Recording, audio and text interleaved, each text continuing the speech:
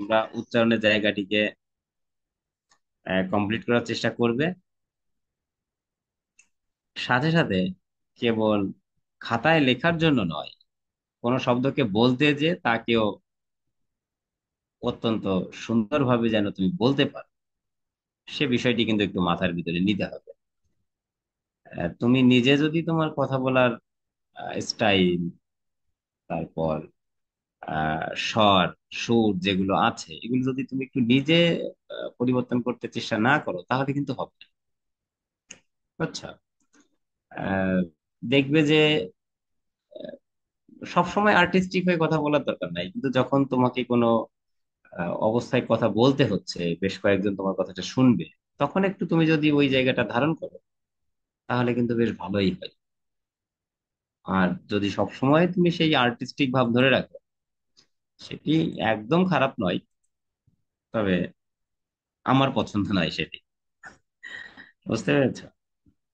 Sir, ফ্রেন্ডরা অনেক troll করে। হ্যাঁ, আমার সেটি পছন্দ নয়। ট্রোলের ভয় না, সেটি হচ্ছে, কারণ ট্রোলের ভয় তো তুমি পাও মানে হচ্ছে তুমি ওই বলে না যে আমাকে তো ফার্ম দিস না, তার মানে ও ফার্মে পড়ে যায়। আমার আসলে ট্রোলের ভয়টাই না, আমার কাছে মনে হয় যে ওটা আমার স্বাভাবিক গতিকে একটু মন্থর করে দেয়। আমি যখন বন্ধুদের সাথে কথা বলবো, যখন বাড়িতে ভাইয়ের সাথে কথা বলবো, মার সাথে কথা বলবো না, পরিবার পরিজনদের সাথে কথা বলবো, তখন আমাকে এতটা আর্টিস্টিক হয়ে কথা বলার প্রয়োজন নেই। তখন আমার সেই যে মাতৃভাষা না, যেটা একেবারে আমি শিখে শিখে বড় হয়েছি, যার মাধ্যমে আমি বুঝি, সেদিকে থাকা ভালো। অর্থাৎ তোমার দ্বিজ হতে হবে, তোমাকে আরেকটা জন্ম তোমার হতে হবে, এবং তুমি আরেকটা জন্মে যে পৌঁছালে তার প্রকাশ ভঙ্গিটাই কিন্তু প্রথমত তোমার ভাষাটা। খেয়াল করেছো? প্রথমত সেটি আহ অনেক সময় তোমার অবস্থান থেকে তোমার মুখের ভাষার পরিবর্তন না হলেও অনেকে বলে বসতে পারে, আর কিরকম একেবারে সাধারণ মানুষের মতন কথা বলে, অথচ কত বড় মনের মানুষ, কত ভালো, কত ভালো। হুম। হতে পারে, সেটা তো তার গুরুত্ব তো আছেই, কিন্তু আমি বলছি যে শিল্পী তো যে চিন্তাটা, সেটার গুরুত্ব আছে। আমরা আজকে যে বিষয় নিয়ে আলোচনা করব অত্যন্ত গুরুত্বপূর্ণ এবং অত্যন্ত ক্যালকুলেটিভ একটি ব্যাপার। বাংলা ব্যাকরণের শিক্ষার্থীদের যে পরিসংখ্যান, সেখান থেকে বলে জরিপে যে এই বিষয়টি তাদের কাছে বেশ জটিল একটি বিষয়। হম। হয়তো পড়ার সময় বুঝে বুঝে পড়েছে, কিন্তু পরে মনে রাখতে পারছে না কি হলো, এই কি বুঝলাম আর কি হলো। তো আমি আশা করব পূর্বে শিক্ষার্থীদের মতো তোমরাও সেই বিষয়টিকে একটু আত্মস্থ করার চেষ্টা করবে। ঠিক আছে? দেখো, ভাষার পরিবর্তন নিশ্চিত রূপে ধ্বনির পরিবর্তনের সাথে সম্পর্কিত, কারণ ধ্বনি ভাষার একেবারে মৌলিক একক। এমন কথা আমরা ক্লাসের শুরুর দিকে ব্যাকরণের যে বিশ্লেষণ আমরা করেছিলাম, যে মৌলিক চারটি বিষয় আলোচনা করেছিলাম, সেখানে আমরা এই ব্যাপারে কথা বলেছিলাম যে ভাঙতে ভাঙতে একেবারে শেষ পর্যন্ত যে আমরা যা পাচ্ছি সেটা ধ্বনি, এবং ওর ভিতরে আবার মৌলিক ধ্বনি আছে, আমরা যাকে আর ভেঙে আলাদা করতে পারি না। হুম। ভাষার মৌলিক একক। এখন এই ধ্বনির পরিবর্তনের সাথে সম্পৃক্ত হবে কি কারণে? দেখো, কয়েকটা কারণ আছে যে ধ্বনির পরিবর্তনের সাথে এটি সম্পৃক্ত। কারণ হচ্ছে আমরা চাই একটু সহজে উচ্চারণ করতে। আমরা চাই যে আমাদের যে আঞ্চলিকতা আছে, ওটা তো আমাদের প্রাণের জিনিস, ওটাকে আমি ধরে রাখি। যার কারণে অনেক সময় প্রমিত উচ্চারণের বেশ একটা পরিবর্তন আঞ্চলিকতার কারণে হয়ে যায়। ঠিক এই পরিবর্তন করতে যে কখনো কখনো ওই শব্দের ভিতর থেকে কিছু অংশ চলে যায়, বা কিছু অংশ আসে, তাই না? কিছু অংশ চলে যায়, কিছু অংশ আসে, আর কি করে, কিছু অংশ পরিবর্তিত হয়। অর্থাৎ ওই যে অবস্থায় সে ছিল, সেখানে অন্য আরেকটা রূপ তৈরি হয়েছে। দেখো, চলে যায় এবং আসে এর পার্থক্যটা তোমাকে বুঝতে হবে। চলে যায় আর আসের মানে হচ্ছে যে ওর জায়গাতে আর নতুন একেবারে একটা চলে এসেছে, আর ও যে ছেড়ে দিয়ে চলে গেল। আমরা উদাহরণে যে বুঝবো সেগুলো আরো ভালো। আর পরিবর্তিত হয় মানে হচ্ছে ওই জায়গাতেই আংশিক একটা চেঞ্জ ওই শব্দটার উপরেই আসে। তার মানে চলে যাচ্ছে, আসছে, পরিবর্তিত হচ্ছে। আবার ওই শব্দের ভিতরে যে শব্দ বা যে বর্ণগুলো আছে তারা সবাই আছে, কিন্তু তারা যার যার জায়গা ছেড়ে দিয়েছে আরেকজনকে। এমন ঘটনাটা কিন্তু আমাদের এই কথা বলার সময় ঘটে। যেমন দেখো, আমি যদি বলি বেটা তোরে চোয়ার দিমু বা তোরে চোপার দিমু, এই দিমু না বলে দেখো দিমু, রস্যুকারটা কোথায় আছে? পরে দিমু। এখন ও বললো দিউম, দেখো সবাই আছে না এর ভিতরে, দিমুতেও যে যে আছে, দিউমেও শেষে আছে না, সেই সেই বর্ণগুলো আছে না? জি স্যার। কিন্তু কিন্তু এরা কিন্তু এক জায়গায় আগে যেখানে ছিল সেখানে নেই। খেয়াল করছো? অর্থাৎ স্থান পরিবর্তন করেছে। আহ যদিও একই শব্দের ভিতরে যদি ঘটনাটি ঘটে, আমরা বিশ্লেষণ করতে যে তাকে নাম দেব স্থান পরিবর্তন নয়, স্থান বিনিময়। মানে বিনিময়ও একটা পরিবর্তন, কিন্তু আহ, এই নামটা আসলে পরিবর্তন না হয়ে বিনিময় হলে ভালো হয়। কারণ একজন আরেকজনকে তার জায়গা ছেড়ে দেয় আর ওর জায়গায় সে চলে যায়, অর্থাৎ তখন আসলে হয় কি, বিনিময় হয়। হ্যাঁ, তো আমরা এইভাবে নামগুলো নেব এবং আলোচনা করব। এই যে যে মৌলিক চারটি বিষয় আমরা নিয়ে আসলাম, আসে, যায়, পরিবর্তিত হয়, স্থান বিনিময় করে, এই জায়গাগুলোর উপর ভর করে তুমি পড়তে যে খেয়াল করবে যে এখানে কি আমার পূর্বের ধ্বনির থেকে কোনো ধ্বনি এসেছে, এখান থেকে কি কোনো ধ্বনি চলে গেছে, অথবা এখানে কোন ধ্বনির কি পরিবর্তন হয়ে গেল। যেমন পরিবর্তন হলো যা আগের গুলোর সাথে তার অত বেশি সংযোগ নাই। দ্বিতীয়ত হচ্ছে সব ধ্বনিই আছে। চতুর্থত এটা, কিন্তু তারা কি করেছে, পরস্পর একজনের জায়গা আরেকজনকে ছেড়ে দিয়েছে। এই চার ধরনের পরিবর্তন আমরা দেখতে পাই। দেখো, তুমি ওই চারটা কৌশল মাথায় রেখে শব্দকে বিচার করো। তার আগে আরেকটা ব্যাপার একটু জেনে নাও। এই যে একটা চিহ্ন দেখতে পাচ্ছ মাঝখানে, এই চিহ্নটা তোমাকে কি নির্দেশনা দিচ্ছে বলতে পারবে? হুম। তার আগেরটা পরিবর্তিত হয়ে পরেরটা হচ্ছে। মানে ওইটা থেকে এইটা এসেছে, তাই না?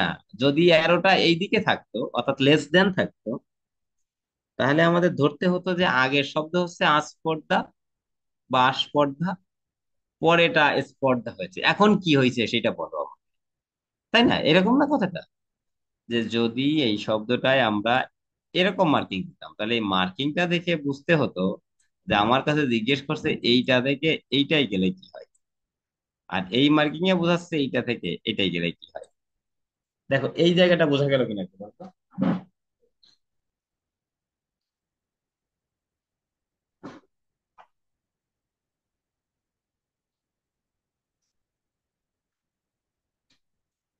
যে পরিবর্তনটা কি রকম, একটা যাওয়া, একটা আসা, সেটা তো আছে। অ্যারো চিহ্নের মাধ্যমে আমরা বুঝবো যে কোন দিক থেকে কোন দিকের কথা বলা হচ্ছে, তাই না? এই যদি বোঝা যায়, একটু বলার চেষ্টা করো। আস্পর্ধা। হ্যাঁ, এখানে কি হয়েছে? তার ধ্বনি আসছে তার। তার মানে আমরা আশেটাকে পেয়েছি, তাই না? এখন ধ্বনি এসেছে, কিন্তু কোন ধ্বনি এসেছে?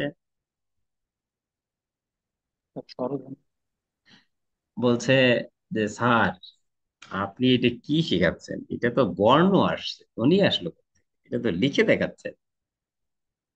এখন ব্যাপার হচ্ছে, বিশ্লেষণ করতে গেলে, এগুলো বোঝাতে গেলে তো লিখে দেখাতে হবে, কিন্তু এটা আসলে আমাদের আছে কোন জায়গায়, মুখে। আর সেখানে আসলে কাজ কার, বর্ণের। যার কারণে এই অধ্যায়টার নাম কিন্তু বর্ণ পরিবর্তন হয় নাই, হয়েছে ধ্বনি পরিবর্তন। অতএব আমরা বলবো এটা ধ্বনি এসেছে, তাই তো? এখন ধ্বনি এসেছে, তুমি আহ বলতে পারতে ধ্বনির আগম বা আগমন। এখন শরৎধ্বনি এসেছে, তুমি বলতে পারতে শরৎধ্বনির আগমন ঘটেছে। কিন্তু ওইসব নাম না নিয়ে একবারেই নাম নেওয়া হয়েছে স্বরের, যেহেতু আগমন হয়েছে তাই এটার নাম হয়েছে স্বরাগম। তুমি নামটা হওয়ার কৌশলটা কি বুঝছো? তার মানে তুমি ব্যাপারগুলো বোঝো, পরে যে নামের সাথে সংযোগ তৈরি করতে পারো না, তাই তোমার পড়াটা পাকা হয় না। একটা নাম, ওই ব্যাটার নাম যে নিপুণ, এটা কেন রাখছে নিপুণ? এই নটা তার আগে আসলো কেন? কারণ বাপের নামের আগে মনে হয় ন আছে, এটা ভাবা যায়। তোমাকে এই কৌশলটা কিন্তু একটু বুঝতে হবে, তাই না? আমাদের অনেক সময় এটা বেশিরভাগই, আমি অনেক সময় কেন বলছি বেশিরভাগেরই কিন্তু তাই থাকে, তাই না বলো? একটা কানেকশন তৈরি হয় মাদের নাম, মেয়েদের নাম অনেক সময় মায়ের দিক থেকে তৈরি হচ্ছে, মায়ের নামের থেকে। আবার কখনো কখনো বলছে ক্রস ম্যাচিং আছে, বলছে কেমন? বলছে বাপের নামের প্রথম অক্ষর দিয়ে মেয়ের নাম, আর মার নামের প্রথম অক্ষর দিয়ে ছেলের নাম। এমন কানেকশনও তৈরি হতে পারে। তার মানে তোমার কাজটা হচ্ছে মার নাম আর ছেলের নাম শুনে দেখতে হবে সম্পর্কটা কি, এই ক্রস কানেকশন আছে কিনা, অথবা মার নাম মেয়ের সাথে কিনা, কিভাবে তৈরি হয়েছে। এরপরের থেকে তুমি ওই তাকে আলাদা করানোর জন্য যে নামটা দেওয়া হয়েছে সেটাকে তুমি মনে রাখবে। তাহলে এখানে আমরা দেখলাম যে শুরুতে একটা স্বরধ্বনি এসেছে। কোথায় এসেছে স্বরধ্বনি? শব্দের শুরুতে, নাকি বলো মধ্যে আসছে এটা? শুরুতে আচ্ছা, আসে স্যার। শুরুতে। শুরুতে এসেছে।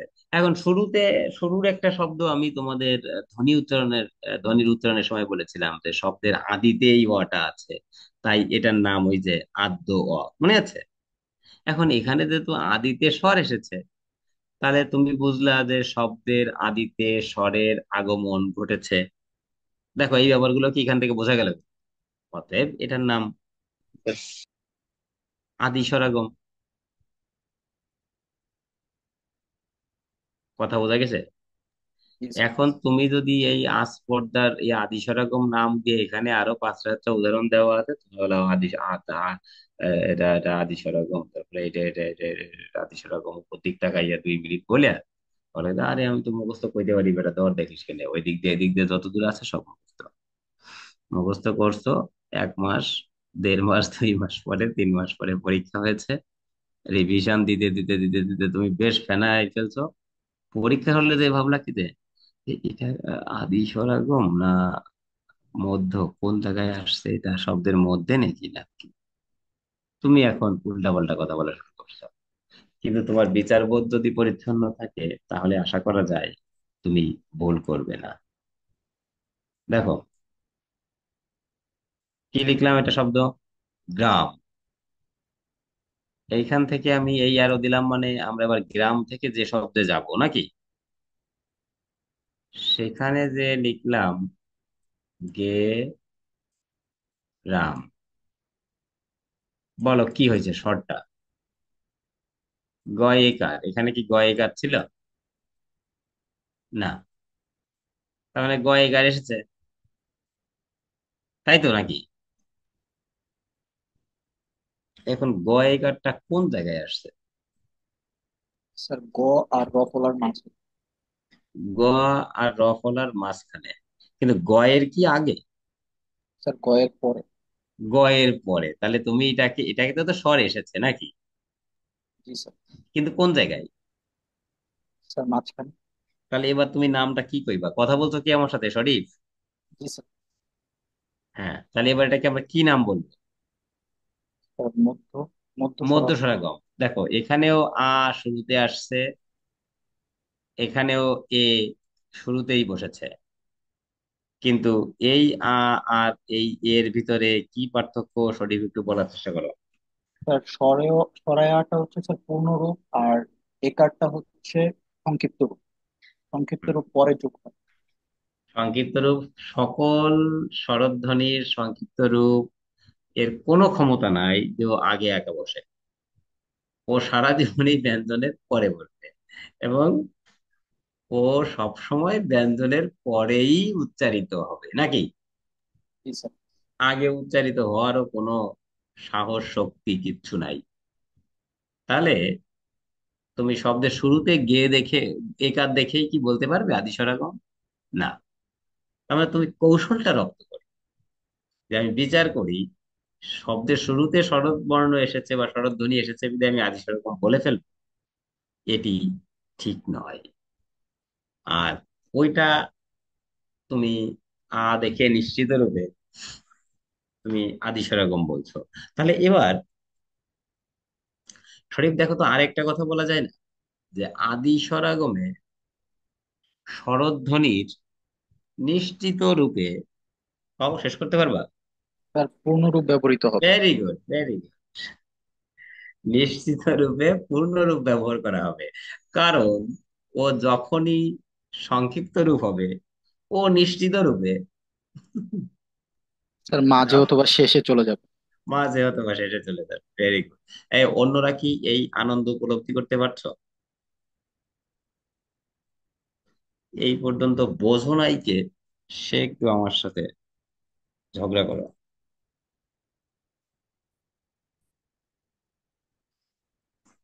আমি বুঝে ফেলবো বুঝছে কিনা। বলো। 3 নম্বর। আমি যা যা বলছি সব লেখা আছে ওখানে, যারা বুঝবে না তারা ওখান থেকে মনে নিও। হ্যাঁ, মনে নিয়ে নিও। 3 নম্বর একটু বলো, সঠিক কথা বলো না। আমি কাকে বলবো? নাফিসা, নাফিসা কথা বলো, 3 নম্বরে কি হয়েছে?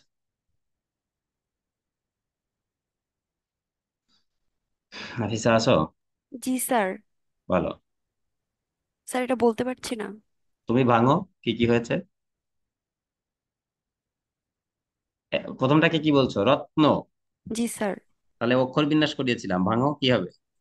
রতন। স্যার মধ্য না, স্বরাগম। না, তুমি প্রথম, হ্যাঁ, বলে ফেলছো, কিন্তু তুমি প্রথমটা ভাঙো। রত রত নো। নো। এই তো প্রথমটা হলো। জি স্যার। এবার দ্বিতীয়টা, র তন, এই না, রতন। জি স্যার। দেখো, তয়ের সাথে কোনো স্বর ছিল না, এখানে তয়ের ভিতরে কার ধ্বনি চলে এসেছে না? স্যার। এর জন্য তুমি মধ্য স্বরগম বললে। শরীফ, এ বিষয়ে তোমার কি মত? স্যার মাঝেই তো আসছে মধ্য মাঝেই স্বরা। এসেছে মধ্য স্বরগম। আর কোনো কিছু তোমার বলার ইচ্ছা আছে? স্যার নর সাথে যে তা অটা ছিল সেটাই তো। সেটা চলে গেছে। হ্যাঁ, তাই এবার কি স্থান হয়েছে? পরিবর্তন হয়েছে। এবার বলো কি হয়েছে? স্যার শেষ। স্বর চলে গেছে মানে স্বরলোপ। কোন স্বর লোপ? স্যার অন্তঃস্বরলোপ। অন্তঃস্বর লোপ, এই তো। দেখো, এই রত্ন রতনকে কিন্তু তোমার সারা বইয়ের কোনো জায়গায় অন্তঃস্বর লোপ হিসেবে বলা হয়নি, কিন্তু ধরো এটাই আসছে পরীক্ষায়, তুমি মুখস্থ করে গেছো মধ্যস্বরাগম, ও অপশনে নাই মধ্যস্বরাগম। হাই হাই, এই প্রশ্ন ভুল করছে, তাই খেয়াল করছো? স্যার বুঝতে পারছি স্যার। আমি কি তোমাকে ধরতে পারছো ঘটনাটা কোন জায়গায়? জি স্যার। নাফিজা কি মুখস্থ বলেছিলে নাকি দ্বিতীয়বারে? না স্যার, বুঝতে পারছি। তুমি তুমি প্রথমবার বলেছিলে যে স্যার বুঝতে পারছি না, পরে তুমি খুব দ্রুত উত্তর বলে ফেললে। দেখ, স্যার অক্ষর বিন্যাস করে উচ্চারণ করে তারপর স্যার বুঝতে হ্যাঁ, পারছি। তার মানে অক্ষরের জায়গাটি কত কেজো তুমি বুঝতে পেরেছো? বিরাট কেজো জিনিস অক্ষরের জায়গাটি। হুম। আচ্ছা। এখন যা কইলাম, মধ্যে স্বরধ্বনি আসে, যুক্ত ব্যঞ্জন ভেঙ্গে মাঝে স্বরধ্বনি চলে আসে না? এগুলো তুমি কিন্তু এই যে বুঝে ফেললে। রত্ন, খেয়াল করো, দুইটা যুক্ত যুক্ত ব্যঞ্জন আছে না? তয় হস যোগ ন, এটা হলো যুক্ত হয়েছে, কিন্তু ওকে ভেঙে মাঝখানে ওই যে তয় একটা ও ধ্বনি চলে এসেছে। এটার উদাহরণ আমি বোধহয় দিয়েছিলাম, সুতরাং এটা নিয়ে আর কথা বলার দরকার নাই। আমরা পরে এগিয়ে যাই। এটা মুখস্থ রাখতে হবে, মধ্য স্বরগমের অন্য নাম কি? বিপ্র, কর্ষ বা স্বরবর্তী। আমরা 6 নম্বর নিয়ে কথা বলবো। কি হয়েছে বলার চেষ্টা করো। বিশ্লেষণ অন্যরা করবে, শরীফ নাফিসা কথা বলবে না, আমি অন্যদের কাছে শুনতে চাই। শাশ্বত বলো এই বিষয়ে কি মত তোমার, কি হচ্ছে ঘটনাটা?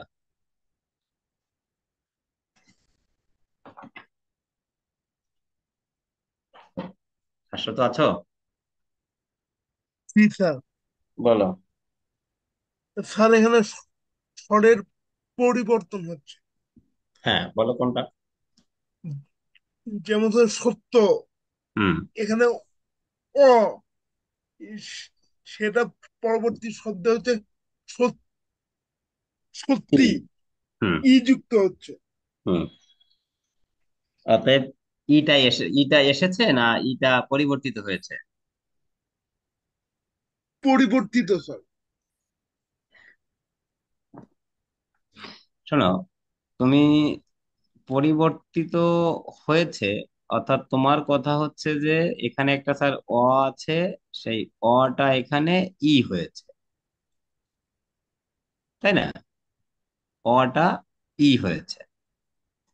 যেমন যদি দেশ হয়, তাহলে সেখান থেকে যদি দেশি হয়, তাহলে তুমি বলছো যে দেশের সাথে একটা অ আছে, এখানে সেটা ই হয়েছে। কিন্তু আমি আরেকটা উদাহরণ দেখাচ্ছি, দেখো। যদি দেশি হয়, সেখান থেকে যদি দিশি হয়,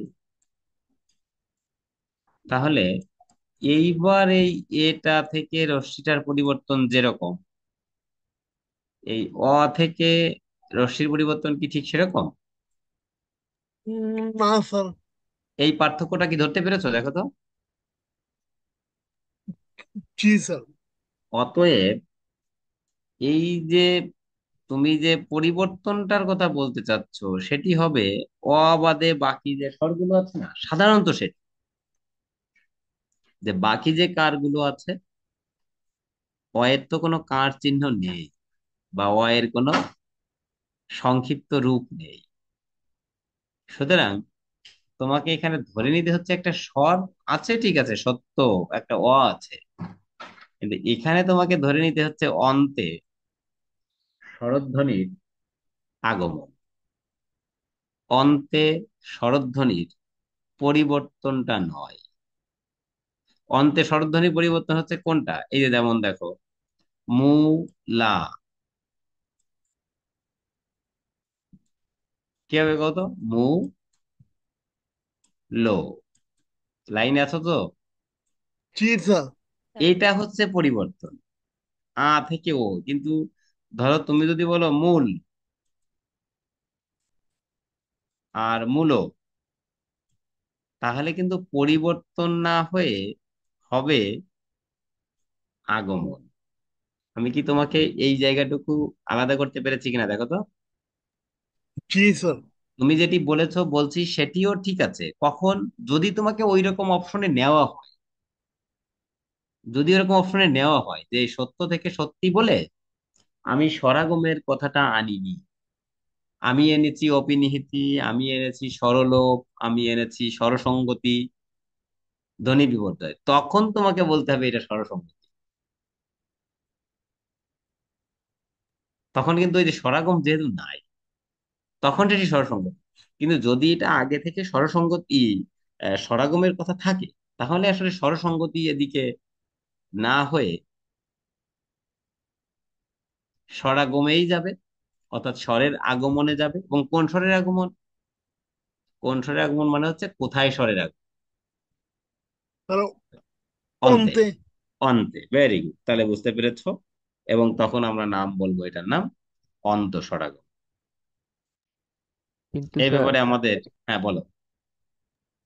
সত্য আর দেশ এ দুটো মানে এক হলো কিভাবে? দেশের শেষে তো অ নাই, দেশের শেষে তো হসন্ত চলে আসে, মানে তালব্য শেষের সাথে তো অ আসে না। হ্যাঁ আমি তোমার কথা বুঝেছি, যে দেশ থেকে দেশি যেটা, সেখানে তো অ এসেছে, মানে রস্বীকার এসেছে। আর জি ওইখান স্যার। থেকে তুমি বলছো যে সত্যতে তো আমার অ উচ্চারণে আছে। জি স্যার। সত্যতে অ উচ্চারণে আছে, তাহলে আমরা এই স্বরটাকে ধরবো না কেন? জি স্যার, এই সেটাই। তো। কিন্তু আমি বলছি যে ওটাও ধরা যাবে, কিন্তু এটাকে আমাদের যে আলোচনাটা আছে সেই আলোচনার সাথে তোমাদের পার্থক্যটা বললাম যে এই যে দেশি থেকে যে অর্থে আমরা দিশিকে নিয়েছি, মানে দেশিতে তো আমি কার চিহ্নটা দেখতে পাচ্ছি, দে, সেই রকম পরিবর্তন কিন্তু সত্যর থেকে সত্যিতে আমরা পাচ্ছি না। স্বাভাবিক দৃষ্টিতে সত্যর সাথে আমরা কোনো কার চিহ্ন পাচ্ছি না, নীলিন অ আছে। তার মানে কার চিহ্ন থাকতে হবে। হ্যাঁ, মানে আমরা বলছি স্বরসঙ্গতিটা বলার ক্ষেত্রে প্রথম দিকে আমরা কার চিহ্নটার গুরুত্বটা দেব। আবার ওখানে একটা চলতি বাংলা স্বরসঙ্গতি আছে, বুঝছো? সেই জায়গায় কার চিহ্নটা নাই, আমরা সেই জায়গায় এটাকে আলোচনা করব। সেই জায়গায় আবার এই সত্য সত্যি এই শব্দগুলো নাই, অন্য শব্দ আছে। এই সত্য সত্যির আলোচনা আমাদের কাছে যেখানে আছে সেটি হচ্ছে তোমার স্বরের আগমনের ক্ষেত্রে। আবার এই সত্য সত্যি আলোচনা আবার আরেক জায়গায় থাকবে। ধরো তুমি সত্য সত্যি না কইয়া তুমি কইলা সত্য থেকে সত্য, এমন আলোচনাও কিন্তু থাকবে। মানে এই সব শব্দ ঘুরে ফিরে আছে তো, বিভিন্ন ভাবে বলা হয় তো একই টাইপের শব্দকে ভিন্ন ভিন্ন জায়গায়। এই জন্য আহ শাশ্বত যেটি বলছে আমি সেটিকে একেবারে খারিজ করে দিইনি। কথাটা বুঝতে পারছো শরীফ? শরীফ না স্যার, তাজাল্লি। হ্যাঁ, সরি। কি নাম বললে? তাজাল্লি। আমি তোমার নাম তো নিতে পারছি না, মানে শব্দটা বোধহয় বুঝতে পারিনি। তাজ, তাজাল্লি স্যার। হ্যাঁ তাজাল্লি, এইবার বুঝতে পেরেছি। তাজাল্লি যেটি হয়েছে যে ওর উত্তর ভুল হয়নি। আমি কিন্তু বলেছি যে যেটি বলেছো সেটা আরো সূক্ষ্ম জায়গায় চলে গেছে, কিন্তু ওই জায়গায় এই আলোচনাগুলো সত্যকে ওখানে সেইভাবে নেওয়া হয়। তোমাকে ভাবতে হবে যে একে যদি আগে তোমার স্বরাগমের অপশন হিসেবে রেখে নেয়, তাহলে আর স্বরসঙ্গতির কাছে যাওয়ার সুযোগ নেই। যদি স্বরসঙ্গতির কাছে যায় তাহলে বুঝতে হবে অপশন দুইটা আছে, যে ক ও ক বা ক ও গ ও ঘই এমন। এখন ধ্বনির একেবারে আহ, পরিবর্তনটা ধ্বনির, কিন্তু আমরা তো তাকে এই যে যে লেখাটা, লেখার মাধ্যমে তো বর্ণের মাধ্যমে বোঝাচ্ছি। যেমন তোমাকে ওইখানে উদাহরণটা নিই, উদাহরণটা হচ্ছে এরকম।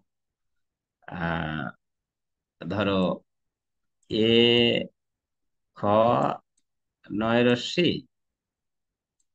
এখান থেকে বললাম এ ক্ষয় রস্য নয় রশ্মি।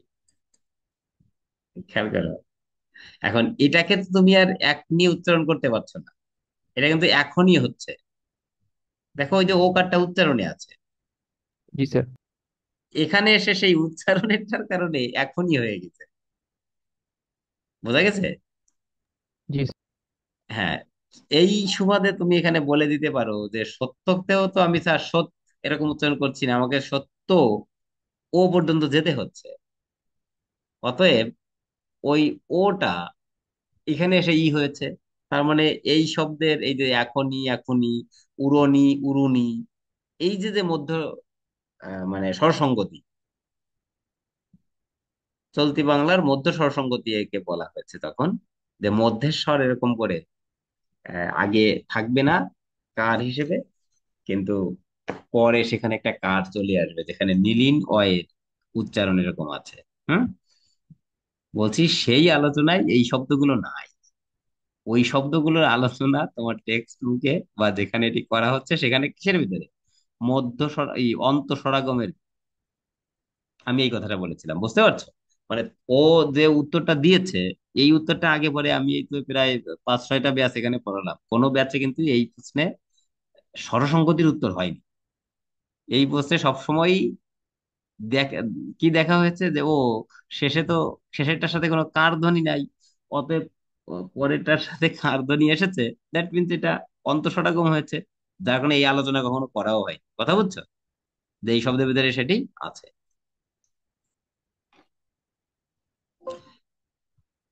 তাহলে অর্থাৎ একই জিনিসের আহ উত্তর চাওয়ার যে ইচ্ছাটা বিশ্লেষণের মাধ্যমে, তার মাধ্যমে কিন্তু আমরা চেঞ্জ পাচ্ছি।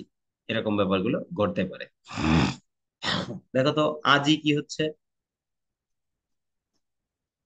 7 নম্বর।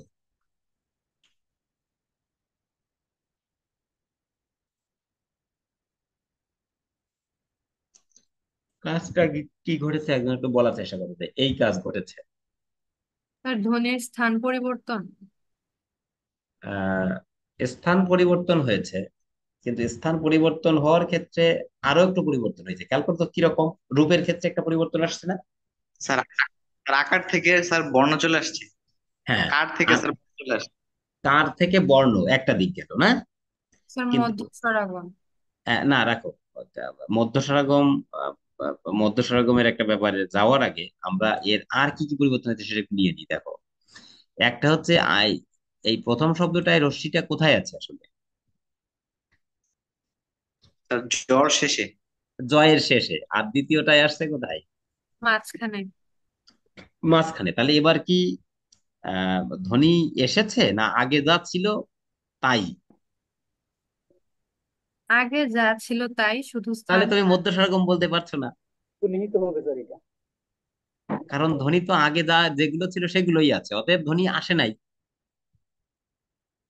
তাহলে এইবার যে ঘটনাটি ঘটছে সেটা হচ্ছে ধ্বনি পরস্পর স্থান পরিবর্তন করেছে।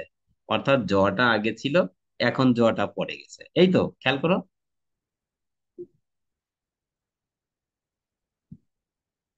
জি স্যার। এইবার আরেকটা জিনিস খেয়াল করো, আগের বার রশ্মিটাকে ধারণ করেছিল কে? জ। জ ব্যঞ্জন বর্ণটা রশ্মিকারকে ধারণ করেছিল না? জি স্যার। আজি।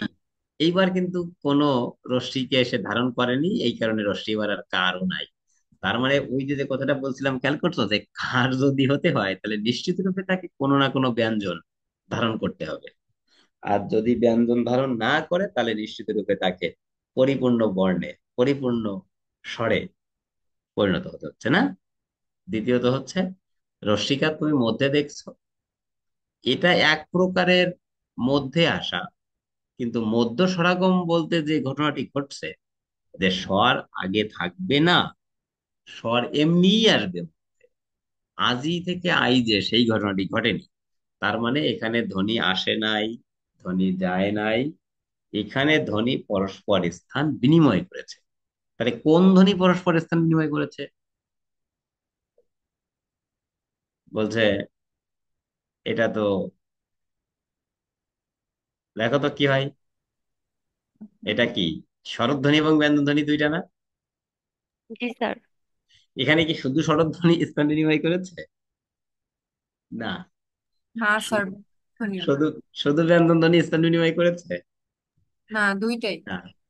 দেখো তো, দেখো তো, আমি এই যে যে বিশ্লেষণ করলাম, আমি তোমাকে দায়িত্ব নিয়ে বলতে পারি এই কথাটা কিন্তু কোনোদিনও কোনো জায়গায় হয় নাই, যে রিক্সা আর রিস্কা, এখানে কে স্থান পরিবর্তন করছে বলো তো? ব্যঞ্জন ধ্বনি। ব্যঞ্জন ধ্বনি। দেখো স্বর কিন্তু শেষে আ, শেষে আ ওর জায়গাতেই আছে। খেয়াল করছো? অর্থাৎ এখানে ক এবং স পরস্পর স্থান বিনিময় করেছে, অর্থাৎ ব্যঞ্জন ধ্বনি। কিন্তু এইখানে যেহেতু একটা স্বর আর একটা ব্যঞ্জনের স্থান বিনিময় হয়, এটাকে কি তুমি স্বরধ্বনির স্থান বিনিময় বলতে পারো? না স্যার। এটা তো স্বর এবং ব্যঞ্জন উভয়ের স্থান বিনিময়, নাকি? ছেলে আর মেয়ে স্থান বিনিময় করছে, তুমি যদি বলো যে ছেলের স্থান বিনিময় হয়েছে, তা হবে নাকি? মেয়ের স্থান বিনিময় হয়েছে না? অতএব আমি এখনো কিন্তু সংজ্ঞায় মানে নামে যাইনি, আমি তোমাকে আহ কাজগুলো আর কি বলেছি যে এই এই ঘটনা হয়েছে। দেখো, তাহলে তোমার শর্টটা ছিল কোথায় আগে? পরে ছিল, তাই না? যতে পরে ছিল না শর্টটা? জি স্যার। জি। যতে পরে এবার আই যে আসছে, তার মানে পরের স্বরধ্বনি আগে এসেছে, এই কথা আমরা বলতে পারছি। আর আগের ব্যঞ্জন ধ্বনি পরে গেছে, এই কথা বলা যায়, কিন্তু সে কথা বলা হয় না। আমরা তাহলে নিচ্ছি কিসের বিষয়ে? স্বরধ্বনির বিষয়ে, যে পরের স্বরধ্বনি যদি আগে উচ্চারিত হয়, তাহলে বলছে অপি মানে পূর্বে। হুম। অপি নিহিত হয়েছে, অর্থাৎ পূর্বে এসে অবস্থিত হয়েছে। নিহিত থাকা, এখানে অবস্থিত থাকা। বলে না যে এর ভিতরে এটা নিহিত আছে, তার মানে কি? এই নিহত নয়, কিন্তু ব্যাপারটা খেয়াল করতে হবে। নিহত নয়, নিহিত, নিহিত। নিহিত হওয়া, এর ভিতরে আছে। এর ভিতরে এটি আছে। এখন অপি নিহিত মানে পূর্বে নিহিত হয়েছে, অর্থাৎ পূর্বে অবস্থিত হয়েছে। এখন পূর্বে যখন অবস্থিত হয়, তখন তার নাম তো আর অপি নিহিত হয় না, তখন তাকে বিশেষ্য করে শব্দটা তৈরি হয় অপিনিহিতি। দেখো তো বোঝা গেল কিনা? জি স্যার। তখন তার নামটা তৈরি হয় অপিনিহিতি।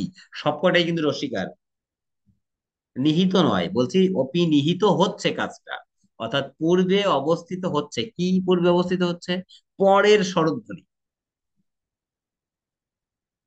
তাহলে এবার আমরা নানা ধরনের বিশ্লেষণ থেকে সার সংক্ষেপ যেটা নিলাম, যে পূর্বের রস্বীকার বা রস্যুকার বেসিক্যালি এভাবে একটু ফিক্সড করে দেওয়া আছে দুটো স্বরকে, যেটা আগে যদি উচ্চারিত হয় ছিল পরে, উচ্চারিত হচ্ছে আগে।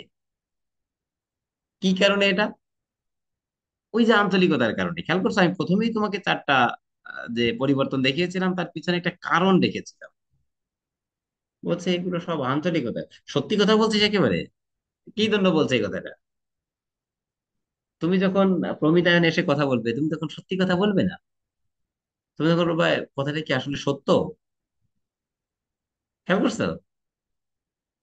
সাথে সাথেই তোমার আঞ্চলিকতার জায়গাটি চলে যাচ্ছে। কিন্তু ওই দুইটা শব্দ আছে তো, একটা মৌখিক কলোকিয়াল ল্যাঙ্গুয়েজে, আরেকটাও মৌখিক ভাষায়, তবে সেটি প্রমিতায়নের কোল ঘেঁষে। হ্যাঁ, এই আজিয়ে প্রভাতের অবির্ভাব করেছেন। তা উনি কি ওখানে বলতে পারতেন না যে আই যে প্রভাতের অবির্ভাব? হ্যাঁ, আজ আর যাবো না। খেয়াল করো, ওখানে তো এইভাবে হচ্ছে, আজ, আজি আর যাবো না, এরকম করে তার আজ ওইখানে আমি বলছি। যার কারণে পরিবর্তনটার কারণটা হচ্ছে আসলে, মূল যে কারণ সেটি আঞ্চলিকতা। আমরা দ্রুত বলতে চেষ্টা করার একটা জায়গা রেখেছি, তাতে করে অসাবধানতা বশত আমাদের ভুল হয়ে যায়। আর এখন আমরা সংজ্ঞা নিলাম যে পরের স্বরধ্বনি যদি পূর্বে উচ্চারিত হয় ভাষার ক্ষেত্রে, তাহলে তাকে পূর্বে নিহিত বা অপিতে নিহিত, ঠিক এই কারণে নাম দেওয়া হয়েছে অপিনিহিত।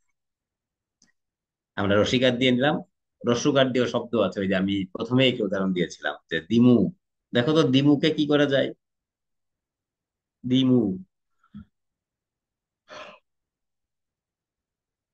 স্যার ডিউম। দিউম, কর্মু, করুম, হয় না? এরকমই তো। এই গেল এক ধরনের সংজ্ঞা।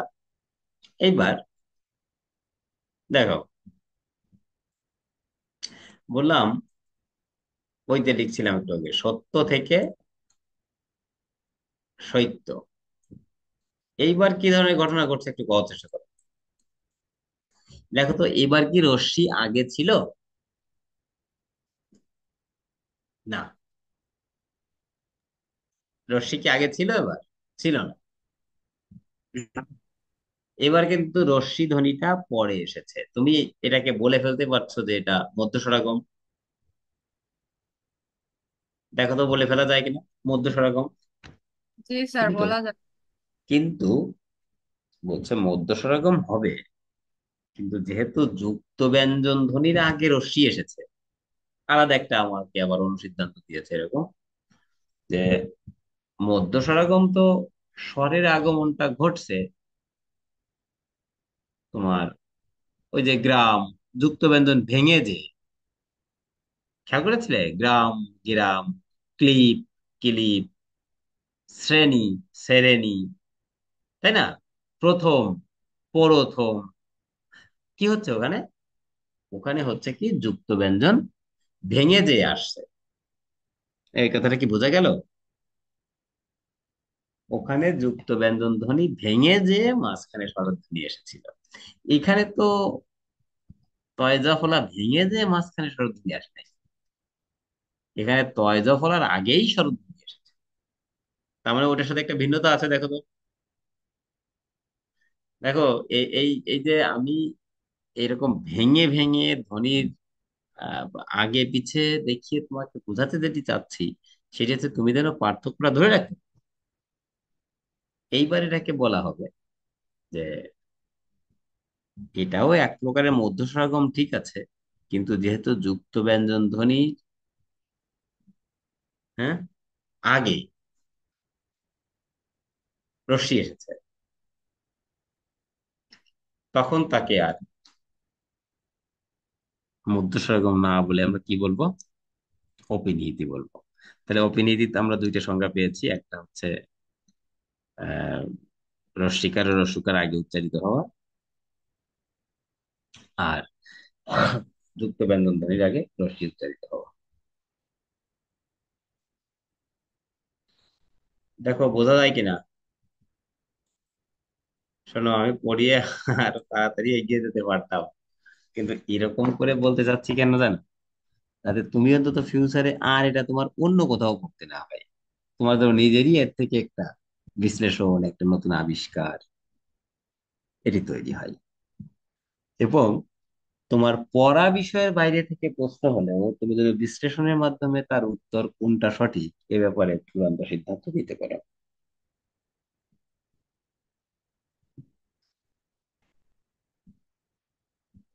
তাহলে আমরা এবার আর্ট দেখবো, দেখো কি মনে হয়। হয়েছে কি সেটা একটু আমাকে বলার চেষ্টা করছি, স্যার এই জায়গায় এই ধরনের ঘটনাটা ঘটছে।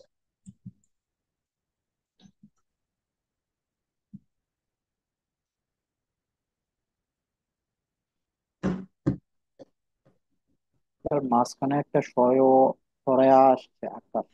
কার হিসেবে আসছে মাঝখানে, তাই না? এইটুকু হচ্ছে পরিবর্তন। আর আগে দুটো ছিল টপ টপ, আলাদা আলাদা ছিল, এখন হয়েছে টপা টপ।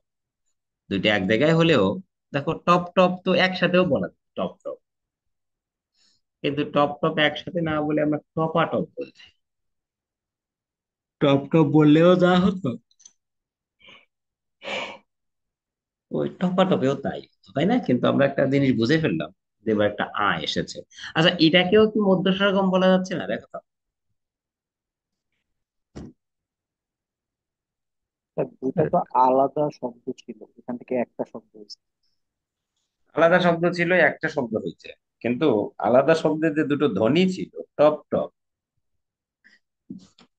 তারা যে অর্থ দিচ্ছে, টপা টপ সেই অর্থ দিচ্ছে না? দিচ্ছে। এখন আমি টপ টপ না বলে টপা টপ বললাম, ওদের তখনই টপ টপ থেকে টপা টপে আসতে কি হলো, সেটা হচ্ছে কথা।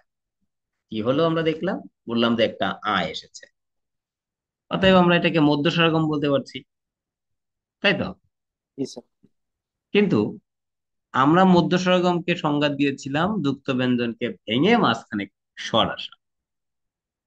এখানে তো যুক্ত ব্যঞ্জনকে ভাঙা হয়নি। দ্বিতীয়ত হচ্ছে দেখো, স্বর কিন্তু একই রকম, টপ টপ, না? দুটো স্বরই একই, টপ এবং টপ, সরেও। দুটোতেই একই ধরনের স্বর আছে বা ব্যঞ্জন আছে। বলছে এই যে এই একই স্বরকে বারবার আবৃত্তি করতে না, যে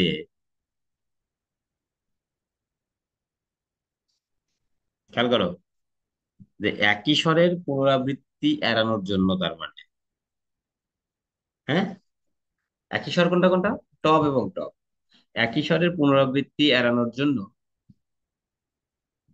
দুইটা স্বরের মাঝখানে, এই স্বর কিন্তু আবার স্বরধ্বনি বা বর্ণবোধ না। এই যে যে দুইটা পোর্শন আমরা উচ্চারণ করছি, তার মাঝখানে একটা আধুনিক আগমন ঘটে। একটা, এটা নিশ্চিত রূপে একটা আধুনিক এবং দুটো স্বর সমান ছিল।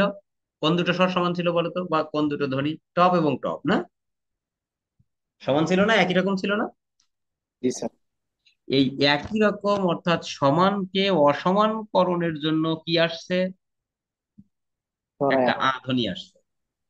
দেখো আমি সংজ্ঞাটা কিভাবে আনছি খেয়াল করছো, অসমানকরণের জন্য। আর অসমানকরণ যদি হয় তাহলে তার নাম কি দেওয়া যায় আসলে, অসমীকরণ। নামটা কিভাবে তৈরি হয়েছে খেয়াল করছো, অসমানকরণের জন্য এর নামটা তৈরি হলো অসমীকরণ। তাহলে অসমীকরণও এক প্রকারের মধ্যস্বরগম।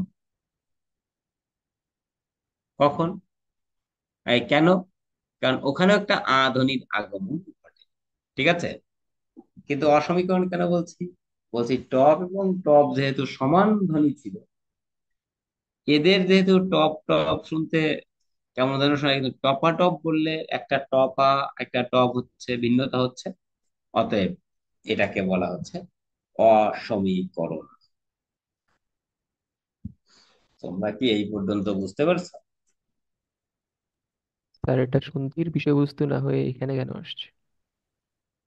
হ্যাঁ, এটা সন্ধির বিষয়বস্তু না হয় এখানে কেন আসছে, তাই? জি স্যার। সন্ধির বিষয়বস্তু না, এটা তোমাকে কি বলে?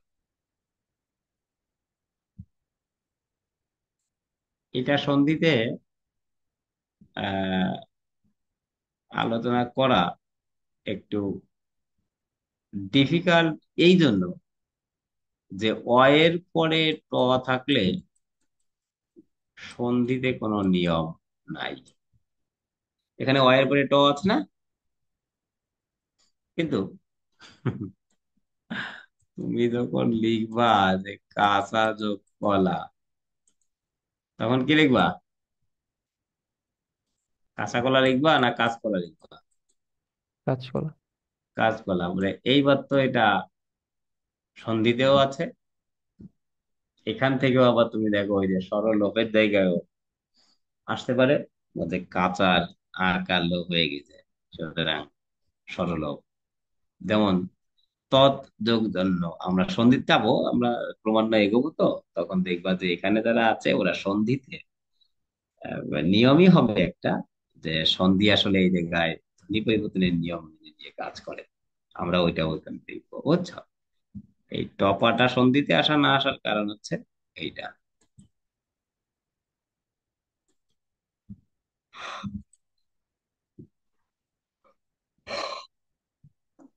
আমরা 8টা জিনিস বুঝে ফেললাম, এইবার কি হয়েছে দেখো তো।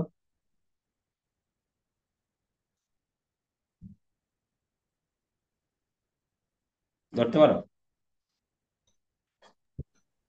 হুম। স্বরধ্বনির পরিবর্তন। জি স্যার, এটাই তখন বুঝেছিলেন স্বরসংকেতই। এবার স্যার, স্বরধ্বনির পরিবর্তন, সরায়া পরিবর্তিত হয়ে রস্বই লয় আ হয়েছে। হয়ে, লয় আ পরিবর্তন হয়ে লয় রশ্মি হয়েছে না? জি স্যার। তার মানে এবার কিন্তু আসে নাই, খেয়াল করছো? যদি বলো যে স্যার কোন ক্ষেত্রে আসে, এটা আঁকা চলে গেছে, রশ্মিকার আসছে, বলছি যে ওই যে অবস্থায় ছিল ওখানে স্বর একটা ছিল, ওই স্বরটা এখন চেঞ্জ হয়ে আরেকটা স্বরে গেছে, তাই না? তার মানে এবার আসে নাই, এবার পরিবর্তন হয়েছে। দেখো তো কথাটা স্পষ্ট কিনা। এখন আমরা এটাই পেলাম যে আশেপাশের দুই স্বরের সাথে পরিবর্তন বা দুই স্বরের সাথে সম্পর্ক রেখে মাঝখানের স্বরটা পরিবর্তিত হয়েছে, অর্থাৎ বিলিতি হয়েছে, এটা বিলেতিও হতে পারে। তবে আমরা সাধারণত এটা বিলিতি লিখতে ওখানে অভ্যস্ত, তাই বিলেতি। যদিও চলতি বাংলায় বিলিতিকে কখনো কখনো বিলেতিও বলা হয়। তাহলে আমরা এখানে যে ব্যাখ্যা পেলাম তাতে এই কথাটা পেলাম যে ওই আকারটা কেন চেঞ্জ চেঞ্জ হয়েছে, ওর আশেপাশের দুই স্বরের সাথে একটা সঙ্গতি বিধান করার জন্য। দেখো তো বোঝা যাচ্ছে কিনা, যেহেতু আশেপাশে দুই পাশের দুই স্বরের সাথে সঙ্গতি বিধান করবে, হুম, সেহেতু এর নাম দেওয়া হয়েছে স্বরের সঙ্গতি বিধান থেকে। বুঝতে পারবা, স্বর সঙ্গতি কথাটা কি মাথায় ঢুকলো? স্বরের সাথে স্বরের, দেখো মূলা বলতে যে টাইমটা লাগে, মূলো বলতে ওরকম বেগ পেতে হয় না, যার কারণে আকারটা ও কারে যাচ্ছে, অতএব এটা স্বর সঙ্গতি হচ্ছে। ঠিক এই কারণে কখনো কখনো গানের ভিতরে বা কবিতার ভিতরেও দেখা যায় ওই অর্থকে স্পষ্টকরণ করা অপেক্ষা উচ্চারণের সাথে মানে এমন ভাবে অ্যাডজাস্ট হয়ে আছে, উচ্চারণ ভুল হয়ে যায় কিন্তু টের পাওয়া যায় না। দেখবা যে বিদ্রোহী কবিতা পড়ার সময় বলা হচ্ছে আমি অজর অমর আমি অক্ষয়, অজর এরকম কোনো শব্দ নাই, অমর এমন কোনো শব্দ নাই, অথচ তাই বললেই তো তুমি বাপ্পা কি যে অমর মানে হচ্ছে ও কখনো মরবে না। কিন্তু ওটা আসলে অমর না হয়ে হওয়া উচিত ছিল কি, বলতে পারবা?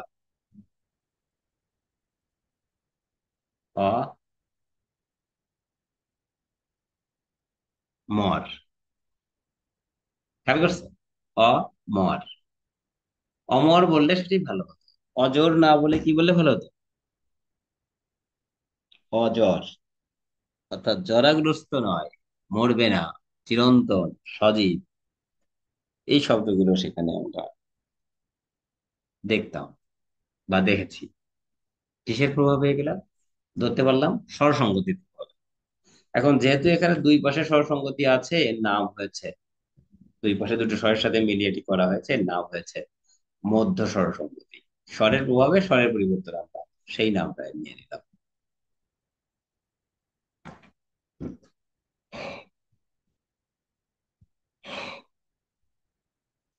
10 নম্বর দেখো,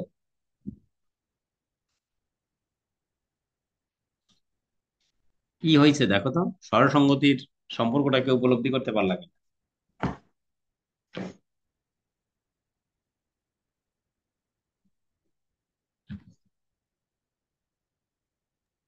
স্যার পরের আকারটা পরিবর্তিত হয়ে ওকার হয়েছে।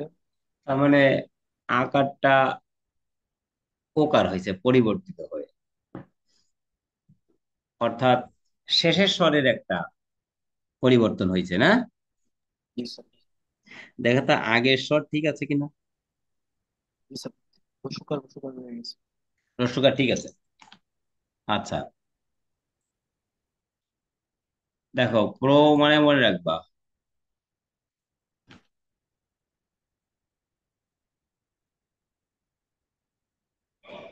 প্রো মানে হচ্ছে প্রথম, আর গত মানে হলো ঠিক। এই দুইটা বাংলা মনে রাখতে পারবো না? দেখো তো, ধ্বনি পরিবর্তন করতে এসে প্রো মানে প্রথম, গত মানে ঠিক। আরে আমার এক ঘুমে যে এমন ভাবে ধরছে, আমাদের কাজ হবে না। বলো, দেখো তো এটা বোঝা যাচ্ছে কিনা? প্রো মানে প্রথম আর গত মানে ঠিক, এর মানে হচ্ছে প্রথমটা ঠিক থাকবে, তার মানে হচ্ছে কোনটা পরিবর্তন হবে? হুম, তার পরেরটা পরিবর্তিত হবে আর প্রথমটা ঠিক পরেরটা, থাকবে। পরেরটা পরিবর্তন হবে। তাহলে প্রগত আমি নামটা কখন নিচ্ছি? প্রগত শব্দটার অর্থ কি করেছি দেখো তো, প্রথমটা ঠিক। আচ্ছা, তাহলে পরাগত নামটার অর্থ কি হয় বলতো? স্যার পরেরটা ঠিক থাকবে। এই নামের ব্যাখ্যাটা কি সবার ভিতরে ঢুকলো কিনা আগে তাই বুঝো। পরেরটা ঠিক আর প্রথমটা ঠিক, প্রথমটা ঠিক প্রগত, পরেরটা ঠিক পরাগত। প্রথমটার আহ পরেরটার আমরা নাম নিলাম, যে প্রথমটা ঠিক থাকলে প্রগত, পরেরটা ঠিক থাকলে পরাগত। বলে স্যার যদি মধ্যেরটা নিয়ে রানারানি করা হয় তাহলে কি করবেন? কারণ আপনি 9 দাগে তো মধ্যেরটা নিয়ে রানারানি করছেন। বিরতি খেয়াল করছে যে লেখা আছে কি এটা? তার মধ্যেটা তো ঠিক নেই স্যার, মধ্যেটা তো পরিবর্তিত হয়েছে স্যার, মধ্যাগত হ্যাঁ স্যার। মানে ভুল বলছে কি, পাশের দুইটাকে ঠিক রেখে মধ্যেটা যখন চেঞ্জ হচ্ছে তখন এটার নাম যাচ্ছে আসলে মধ্যগতর দিকে। অর্থাৎ পরাগত বা প্রগত, এই দুই নামের দিকে কিন্তু তার কানেকশন থাকছে না।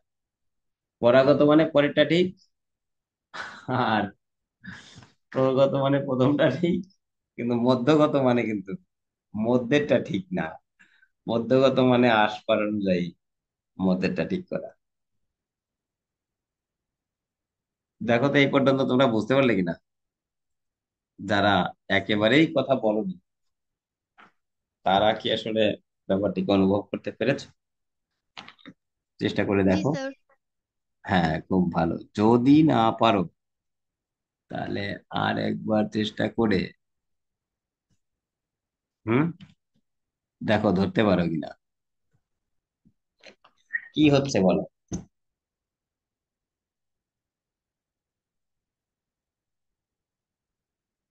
হুম স্যার পরেরটা ঠিক থাকতেছে।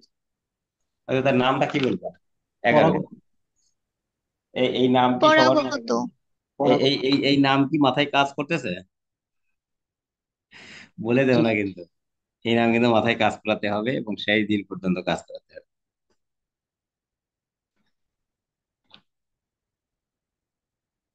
ওই যে দেখো লেখা আছে, পড়া মানে পরেরটা আর গত মানে ঠিক। বুঝছো? পরাগত মানে পরেরটা ঠিক। যা কইছি তাই লিখছি। মোজা মুজো বলার চেষ্টা করো। মোজা স্যার মুজো। দুটোই পরিবর্তিত হয়েছে। এইবার তাহলে কি নাম হবে? ওতে তার প্রগত হলো না, পরাগত হলো না, মধ্যগত হলো না, এবার আপনি তো। স্যার গত মানে যদি হয় ঠিক থাকা, তাহলে এটা তো স্যার অনাগত। হ্যাঁ বলো। মানে স্যার বলতেছিলাম যে গত মানে যদি হয় ঠিক থাকা, তাহলে তো এটা স্যার অনাগত। অনাগত বলে স্যার একটাও তো এখানে নাই, ধরা ঠিক এ তো অনাগত হইতে। এরপর জি নাকি স্যার, নাম সেটাই কই এলো বলতেছি। অনাহুত। ডাক নাটনে আসছে। দেখো, ডাক টনে আর কি অন্য অন্য স্বরসঙ্গতি এর নাম। হম কি স্বরসঙ্গতি? অন্যান্য স্বরসঙ্গতি উভয় স্বরের পরিবর্তন। আচ্ছা, এই যে যেগুলো পড়লাম এতক্ষণ এগুলো সব কি? কোন ধ্বনি পরিবর্তনের নিয়ম পড়ো? স্যার স্বরধ্বনি পরিবর্তন। স্বরধ্বনি পরিবর্তন। Very good. স্বরধ্বনি সবগুলোতেই স্বরধ্বনি পরিবর্তন হইতে। এই পড়াশোনা এখন বাদ দিতে হবে।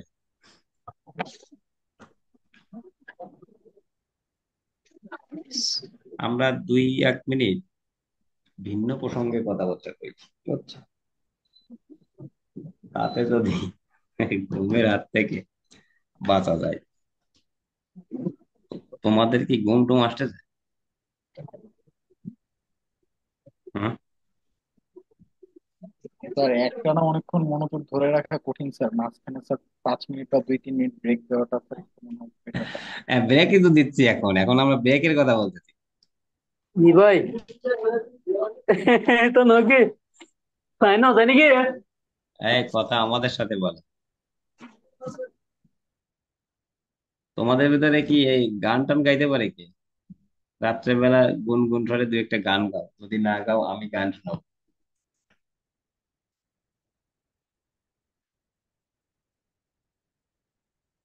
স্যার আপনি শোনান স্যার, আমরা তো স্যার পারি না। কেউ আছো গান গাইতে পারো? হুম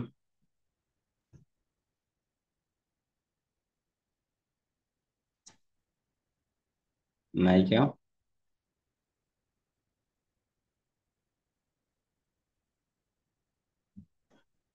এই স্যার তোমাদের। হজম এরকম আর কি স্যার, এক কলি সর্বোচ্চ। হ্যাঁ, এক কলি সর্বোচ্চ। আমরা আসলে ঘুম ভাঙাচ্ছি আর একটা মেন্টাল একটা ফ্রেশের দিকে যাচ্ছি আর কি। স্যার এখনকার সময়ের ডোপামিন তো হচ্ছে পলিটিক্স।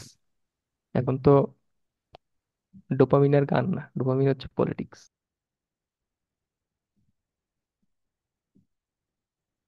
আমরা গানকেই রাখি।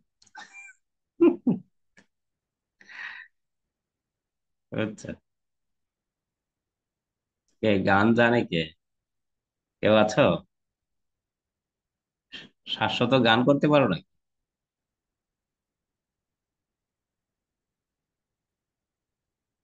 পারো না?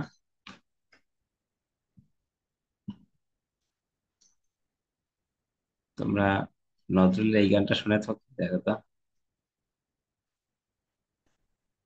ই আছে না, কি নামুল? রেকর্ড আছে তো না? জি স্যার, রেকর্ডটা কি অফ রাখবো কিছুক্ষণের জন্য? দাও তো, 2-4 মিনিট অফ করে দাও, আমি আবার বলবো। আবার দেখো, আবারও ওয়েলকাম ব্যাক।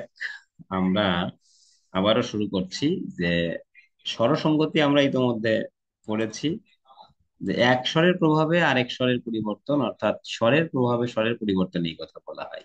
হ্যাঁ, তো এখানে দেখো, এই যে 13 নম্বরে আছে, দেখো গি হয়েছে গে। না, বলো তো কি ঘটনা ঘটেছে, প্রগত না পরাগত? পরাগত স্যার। পরেরটা ঠিক আছে, মানে পরাগত না, এই নামটা কিন্তু মাথায় রাখতে হবে। এই যে যে কৌশলটা তোমাকে দেখানো হলো,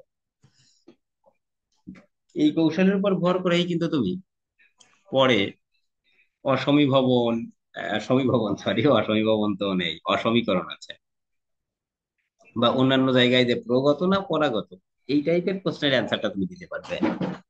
প্রত্যেকটা জায়গায় তোমাকে খেয়াল রাখতে হবে যে স্যার যে অর্থটি বলেছেন, যে প্রো ফর প্রথম, গত ফর ঠিক, প্রথমটা ঠিক আছে, পর ফর পরেরটা, গত ফর ঠিক, তার মানে পরেরটা ঠিক আছে। হ্যাঁ, তাহলে আমরা দেখলাম যে পরেরটা ঠিক আছে, গিলা গেলা, তাই এটি পরাগত। মিঠা মিঠে, এটা কি দেখো তো? স্যার প্রগত।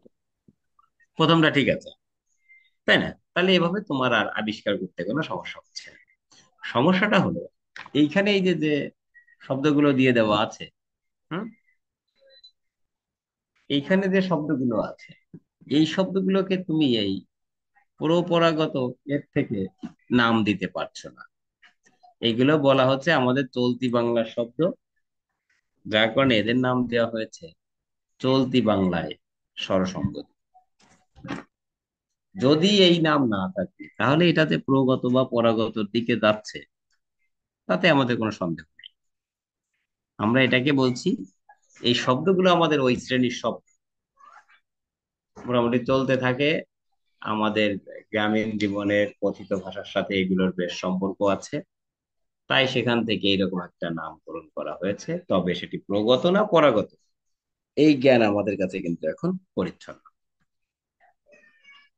এই যে যেটা বলেছিলাম, দুটো শব্দ, এখনই এখনই আর উড়ুনি উড়নি, অর্থাৎ এই ব্যাপারটা এখন তোমাদের কাছে পরিষ্কার। আমি বোধহয় তখন একটু ভুল বলেছিলাম, যে এই দুইটাকে বলা হয়েছে বিশেষ নিয়মে। আমি বোধহয় ওটা চলতি বাংলার ভিতরে ফেলে দিয়েছিলাম, না? এমন একটা ভুল তখন হয়েছিল। এটাকে আমরা নিলাম বিশেষ নিয়মে সাধিত। বিশেষ নিয়মও এক ধরনের একটা নিয়ম। এই কথাটা তোমাদের কাছে স্পষ্ট করা হবে আরো সন্ধি পড়ানোর ক্ষেত্রে। হ্যাঁ, সন্ধি পড়ানোর ক্ষেত্রে এটি মাথায় রাখা হবে, যে নিপাতন এবং বিশেষ নিয়মের ব্যাপারে যখন কথা বলা হবে, তখন তুমি বুঝতে পারবে যে বিশেষ নিয়মও এক ধরনের নিয়ম, আর নিপাতন মানে হচ্ছে আগে যে নিয়মগুলো আছে সেগুলো সে মানছে। ঠিক এখানে, আচ্ছা, এখানে এই উড়নিটা উড়নি এবং এখনিটা এখনই, কিভাবে আহ দেখো, এখনিতে অ উ হয়েছে, আর উড়নিতে যে উড়নি, এটাকে কিন্তু উড়নি বলবো না, আমরা আমরা এটাকে বলবো উড়নি। উড়ো, উড়নি, না? অর্থাৎ রস্যুটা ওকার হয়ে যাচ্ছে। ওটা আছে কিন্তু কোথায়? তোমার মুখে আছে। আবার এদিকে এখনই, হ্যাঁ, হয় ওকারটা কিন্তু মুখে আছে, এখানে কু হয়ে যাচ্ছে। তার মানে বিশেষ নিয়ম বলতে বোঝাচ্ছে যে ওই নিয়মের বাইরে এসে আমরা আলাদাভাবে, এখানে আগে ছিল না কিন্তু পরে আছে, আর আগে ছিল কিন্তু পরে নেই, কিন্তু উচ্চারণে সেটি ভিন্ন। আছে অ, হয়েছে ও, আর সেই অ আবার হচ্ছে উ। এখানে আছে উ, হয়েছে অ, কিন্তু অ হচ্ছে উ, অর্থাৎ একটু ভিন্ন। দেখো, যদি তুমি এটা কোনো কিছুর সাথে মিলিয়ে ফেলো, কিসের সাথে মিলাতে পারছো? মধ্য স্বরগমের সাথে দেখো মিলে যেতে চাইছো, যে এখনই হয়তো আমার কোনো অ নাই, মানে কোনো কার নাই, কিন্তু একটা রস্যুকার চলে এসেছে, অতএব বোধহয় মধ্য স্বরাগম। এমন করে আমরা এই জায়গায় কিন্তু একটু ভিন্নতার দিকে যেতে যাই। আহ, কিন্তু আমাকে তখন খেয়াল করতে হয় অপশনে আসলে কি আছে। হুম। এই আর একটা ব্যাপার হচ্ছে যে মধ্য স্বরাগম বা অন্তঃস্বরাগম বা অন্তঃস্বরলোপ, মধ্য স্বরলোপ, সেই জায়গার যে উদাহরণগুলো আছে আমাদের কাছে, বিষয়গুলো বেশ সহজ এবং স্পষ্ট, আর বিশ্লেষণে তো আরো স্পষ্ট। যেটা দৃশ্যমান আছে আর দৃশ্যমান নেই, এর ভিত্তিতেই হচ্ছে আমাদের স্বরসঙ্গতিটা হলো। আর দৃশ্যমান নাই কিন্তু এসেছে, ছিল কিন্তু উড়ে গেছে, এর মাধ্যমে আমাদের স্বরলোপ বা স্বরাগম হয়েছে। এই ব্যাপারগুলো কিন্তু আমরা একটু মাথায় রাখছি। ঠিক আছে। এইবার আমরা একটু, আমরা এখন সরলোপ পড়িনি, কিন্তু নানা প্রসঙ্গে আমাদের কথা হয়েছে না? সরলোপ ব্যাপারটাকে আমরা আহ এই যে ধারাক্রম অনুযায়ী আমরা স্বরাগমের কথা বলতে যে সরলোপের কথা বলে সেটিকে আলোচনা করে ফেলেছি। দেখো তো এখানে কি হচ্ছে।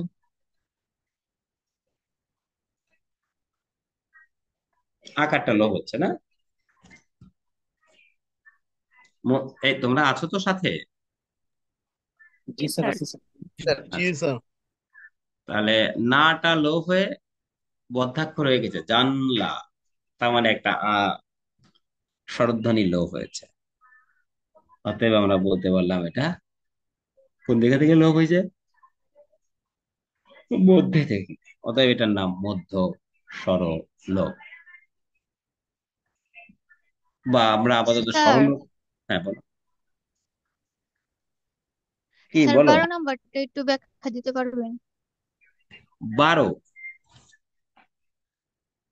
12তে কি ছিল? হ্যাঁ, 12তে বলা হয়েছে দুটোই পরিবর্তন হয়েছে, অর্থাৎ না প্রগত না পরাগত। দেখো, মোটা হয়েছে মু, অর্থাৎ প্রথমটাও পরিবর্তন। যাটা হয়েছে জো,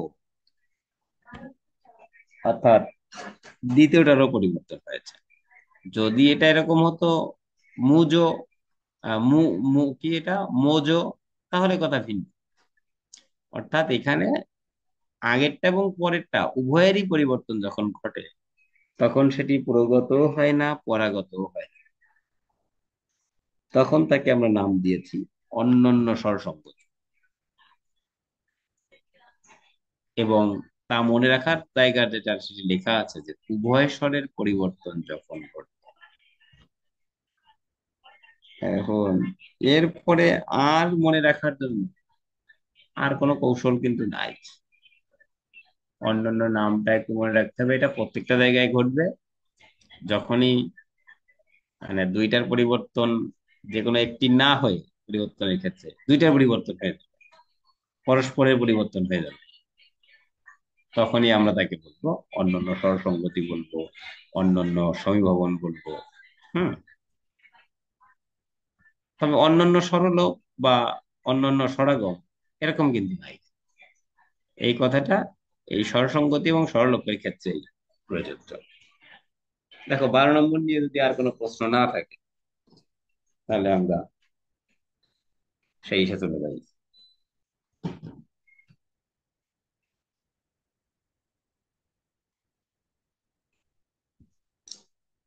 এবার একটু তোমাদের,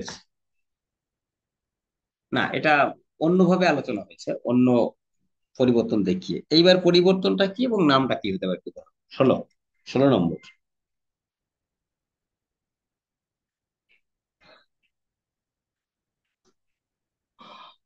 আর শেষে ঋষিকারটা চলে গেছে। শেষের রস্বীকারটা চলে গেছে, তার মানে অন্ত থেকে রস্বীকার চলে গেছে। অর্থাৎ কি নাম দেবো আমরা এবার? অন্ত সরল। অন্ত সরল। নামটা নিলাম অন্ত সরল, শেষের সরল লোপ পায়।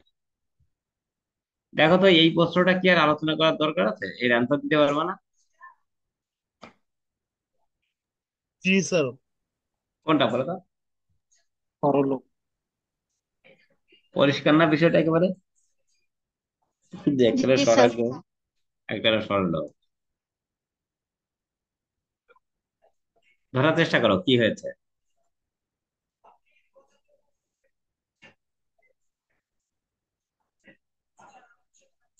বলো স্যার মধ্য সরল। মধ্য সরল। কোনটা? কোনটা?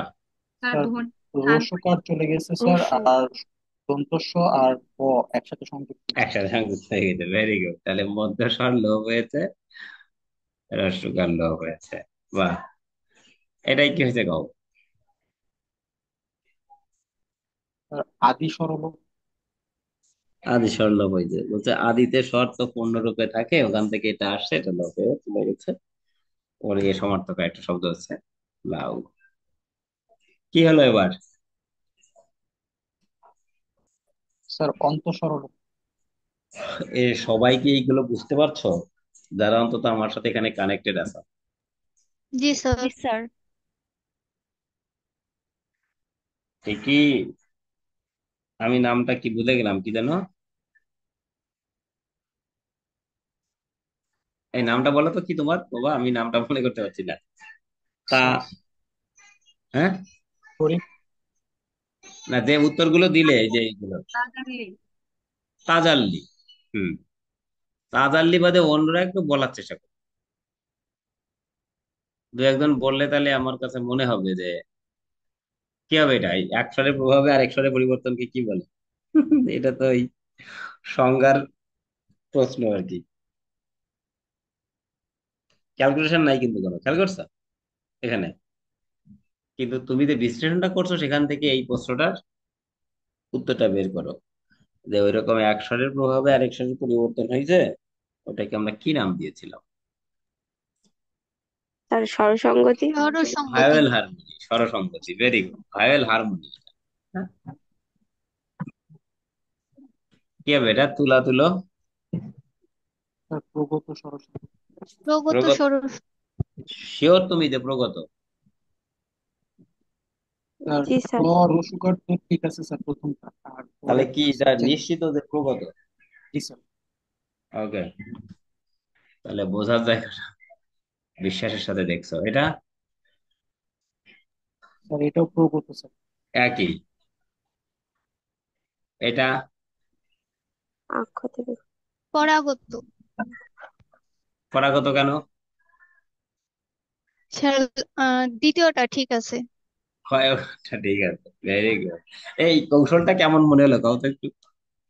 স্যার ভালো, মনে স্যার থাকবে। মনে থাকবে স্যার। আরে ভোলার কোনো সুযোগ নাই, খালি এই কথাটা মনে থাকলেই হইছে।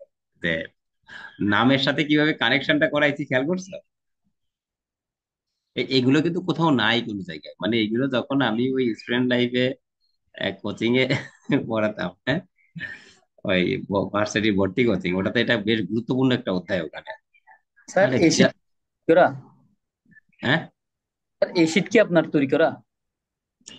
হ্যাঁ, তা আমার তো তৈরি করা তো বই থেকেই তো, কিন্তু বিশ্লেষণটা তো নিজের। এগুলো তো সব বইয়ে আছে, এগুলো তো ছেলেরা মুখস্থ করে ফেলে সব। না স্যার আর আপনি ওই, শীট সেই জন্য বলতেছি। হ্যাঁ বলো। আমি না শীট ফলো করতেছেন সেই জন্য বলতেছি। না, এই শীট তো তোমার বই থেকে বিশ্লেষণী ভঙ্গিতে তৈরি করা। এই ব্যাকরণ তো আর আমার তৈরি করা বিষয় নয়, এরপরে আবার এর ভিতরে না, আমি স্যার শীটের কথাই বলছি, ব্যাকরণ তো হ্যাঁ, আপনার হবে কেন? শীটের ধরো ওই যে প্রশ্ন লেখা, করা, তারপর এর উত্তরটা এরকম হবে, এরকম করে প্রশ্ন আসতে পারে, এগুলো তো এইভাবে নেওয়া। এরকম প্রশ্ন তো আর ওখানে নাই, কিন্তু সম্পূর্ণ টপিকটা তো একটা বইয়ের সাথে কানেক্টেড, বুঝতে পারছো? আর জি তার স্যার। ভিতরে বিশ্লেষণটা আমি করছি যেখানে যাবে বোঝা যায়। আমরা ইতোমধ্যে শেষ করে ফেলেছি স্বরের পরিবর্তন গুলো, না? এইবার আমরা দেখো আসছি কিসের ভিতরে। এ তোমাদের পড়ানো হয়ে গেছে, তুমি এখন নাম, আমি শুধু নামের কানেকশনটা ধরিয়ে দেবো, তুমি খুব দ্রুত এখন বুঝে ফেলবে। বলো কি হয়েছে এখানে। স্যার অন্যান্য স্বরসঙ্গতি। স্যার তালব্য আর চ পরস্পর স্থান বিনিময় করছে ব্যঞ্জনের পরিবর্তন। পরস্পর স্থান বিনিময় করেছে ব্যঞ্জন। দেখো স্বর তো সেইখানেই আছে, যে অন্যান্য স্বর সঙ্গতি বলেছো। এবার কি স্বরের কোনো পরিবর্তন হয়েছে কোনো জায়গায়? রস্যি এবং আ দুটোই তো আছে, পয় রস্যি আর চয়া। এবার কি হয়েছে, চ শয়ের জায়গায় গেছে, স চয়ের জায়গায় আসছে। দৃষ্টিভঙ্গি চেঞ্জ করে ফেলতে হবে, খেয়াল করছো? আর জি সবাই স্যার। যার যার জায়গায় আছে। তাহলে যে ঘটনাটি ঘটেছে সেটি হচ্ছে ব্যঞ্জন ধ্বনি পরস্পর পরস্পরের সাথে স্থানটাকে এক্সচেঞ্জ করে নিয়েছে, বিনিময় করে নিয়েছে, তাই না? তাহলে ব্যঞ্জন ধ্বনি যদি এরকম করে স্থান বিনিময় করে, তাহলে তুমি বিনিময় থেকে বিপর্যয়ের দিকে যেতে পারো। বিনিময়ের সাথে কার সম্পর্ক আছে? বিপর্যয়ের। বিপর্যয়। তাহলে কি বিপর্যয়? ধ্বনি বিপর্যয়। কি বিপর্যয় নাম? ধ্বনি বিপর্যয়। দেখো এই ধরনের সম্পর্ক মনে করতে পারছো কিনা, মনে থাকবে কিনা। আমি বিপর্যয় শব্দটি এনেছি কিসের থেকে? বিনিময় শব্দ থেকে, না? তাতে পারবে কিনা দেখো তো, মনে থাকবে না? এটা কি ওই প্রগত পরাগতের মতো হবে না সম্পর্কটা? জি স্যার। যদি হয়, বলো অসমীকরণের উদাহরণ কি? স্যার টপ টপ টপাটপ ধপ ধপ ধপাধপ। কি ধরনের ব্যাখ্যা এনেছিলাম ওটার জন্য? স্যার দুটা সমানকে অসমান করবে। Very good, very good. এইরকমই পড়াশোনা দরকার, দুটা সমানকেই অসমান করছে, দ্যাট মিনস অসমীকরণ। আচ্ছা, এটা বোধহয় তোমার নামটাই তো আমি মনে রাখতে পারছি না, এটা তো আমার বিরাট ব্যর্থতা। স্যার আমার নাম স্যার শরীফ। শরীফ। এবার বোধহয় ওই ওই ছেলেটা বলনি, কি যেন, তাজি? স্যার ওনার নাম তাজাল্লি। তাজাল্লি। আমার এই নামটা আমি মনেই রাখতে পারছি না, তাজাল্লি, আমি খুব দুঃখিত। শরীফ, তুমি যেটা বলতে পেরেছো যে এইভাবে নামটা অসমীকরণের কথা মনে রাখলে, হুম, আমি এবার ব্যাখ্যা না করেই একটা প্রশ্ন জিজ্ঞেস করি, হ্যাঁ? যেহেতু এখনো ব্যাখ্যা করিনি, দেখি তুমি সেটার কথা বলতে পারো না। তুমি দেখলা যে সমানকে অসমানকরণের মাধ্যমে অসমীকরণ নাম হয়েছে, তাই তো? জি স্যার। তাহলে সমীভবন কখন নাম হতে পারে কখন? স্যার অসমানকে সমান করার জন্য। Very good, very good. অসমানকে সমান করলেই তার নাম আমরা করব সমীভবন, আর সমানকে অসমান করলেই নাম করব অসমীকরণ। বাহ, দারুণ! এ পড়ার ভিতরে কি আনন্দ আছে খেয়াল করছো? তুমি সাথে জি সাথে ধরে ফেলবে। এই এই শীট কি তুমি আগে পেয়েছো? স্যার। এই যে এই ধ্বনি পরিবর্তনের শীট কি তুমি আগে পেয়েছো? স্যার সমীভবন তো স্যার সায়েন্সের একটা টার্ম ছিল বলো এসএসসিতে। তো, বলো তো কি সেটা? অ্যাসিমিলেশন? জি স্যার। ও, এই জন্য ফাঁকিবাজি চলতেছে বুঝছি। তার মানে বিষয়টা অন্য মাধ্যমে জানা আছে। তারপরে খেয়াল করছো, ম্যাথমেটিক্যাল যে বিষয়গুলো ক্যালকুলেটিভ জানা, হ্যাঁ, জি কিন্তু স্যার। আসলে সব জায়গায় একই। স্যার লিঙ্ক করা যাচ্ছে আর কি নামগুলো হ্যাঁ, কিছুটা। সেটাই তো। এইরকমই তো বিষয়। আচ্ছা, ঠিক আছে, থ্যাংক ইউ, দারুণ বলেছো। তাহলে এই প্রশ্ন আমাদের কাছে আর কঠিন রইলো না। দেখো, ভাবো কি হয়েছে, 27। আমি তোমাদের যে ভঙ্গিতে পড়াচ্ছি, এই ভঙ্গিতে আমি এর আগে কখনো পড়াইনি। আমি এর আগে পড়াইছি কিভাবে, বিশ্লেষণ করে দিয়ে বলছি এবার দেখো তো। তো আমি তোমাদের সাথে বেশ এটা, কি ইনামুল যদি এই ক্লাস দেখে থাকে কখনো, তোমরা বেশ এই ক্লাসটাই আছো, মানে সজীব আছো, এবং আমার কাছে বোধ হচ্ছে যে 17-18 জন আছো, বুঝতে পারছো? বলো কি আছে, ঘটনাটি কি ঘটছে? ঘটনাটি ঘটছে কি সেটা একটু বলার চেষ্টা করো। স্যার দন্তান্নটা ম হয়েছে স্যার, ম ফলা আছে সাথে। আর ম তো আছেই, বললে স্যার আগে দন্তন্নয় ম ফলা ছিল, এবার ময় ম ফলা হয়েছে, তাই তো? অর্থাৎ দন্তন্নটা ম হয়ে গেছে। দেখো তো, যে সংজ্ঞাটা একটু আগে শরীফ দিল সেই ঘটনাটা ঘটছে নাকি? দুইটা অসমান ছিল, একটা ন আর একটা ম। আর এখানে কি হয়েছে, দুইটাই ম হয়েছে। অর্থাৎ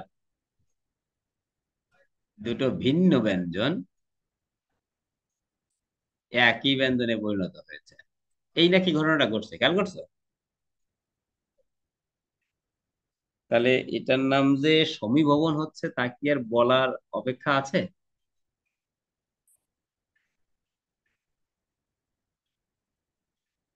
শরীফ, এটা কি বোঝা গেল না আরো একটু বলতে জি হবে স্যার, এখানে? জি স্যার। স্যার বোঝা গেছে স্যার।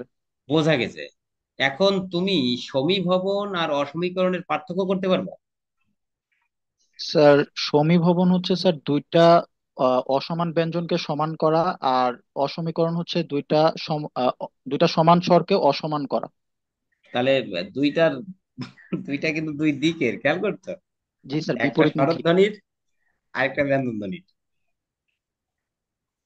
জি স্যার। এইটা আমি চাচ্ছিলাম, মানে তুমি তো সংজ্ঞার ভিতর থেকেই আসছো, আমি বলতে চাচ্ছি যে ও যা, ওটা আসলে সংজ্ঞার ভিতরেই থাকে, জি তাই স্যার, না? বুঝতে পারছি এ- স্যার। একদম ভিতরেই আছে। অর্থাৎ অসমীকরণ হচ্ছে স্বরধ্বনির ধ্বনি পরিবর্তনের নিয়ম, আর সমীভবন হচ্ছে ব্যঞ্জন ধ্বনির ধ্বনি পরিবর্তনের নিয়ম। ওরে বাবা, এইরকম করো না, বাপের জন্মেও দেখি নাই। হয় না মানুষ, জন্মে না কইয়া জন্মে করছে, তার মানে ওই যে চেঞ্জ হয়ে যাচ্ছে, ব্যঞ্জন ধ্বনির পরিবর্তন হচ্ছে এটা।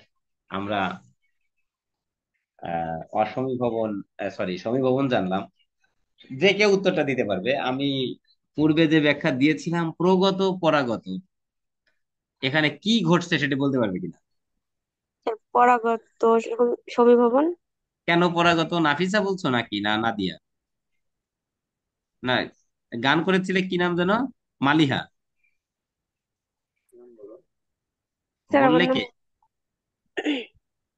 তোমার নাম? মুসলিমা। ও মুসলিমা, তো একেবারে গান কে করেছিল? মুসলিমা না মালিহা? স্যার মালিহা বলেছিল। মা- মানে তুমি কি গান করেছিলে না? না স্যার। আচ্ছা, তাহলে তুমি দেখো কতটা, মানে বুঝতে পারার জায়গাটা পরিচ্ছন্নতা এসেছে, তাই না? যে মটা পরে আছে, সেজন্য তাই পরাগত। এই জন্য এটা পরাগত, পরিষ্কার একেবারে, কিছুই বোঝানো লাগলো না, খেয়াল করছো? একেবারে পরিষ্কার। তাহলে আমরা আর একটু এগিয়ে যাই। যারা এতক্ষণ কথা বলছো তোমরা আর কথা কইও না, নতুন কেউ একজন কথা বলো, কি ঘটনা ঘটছে?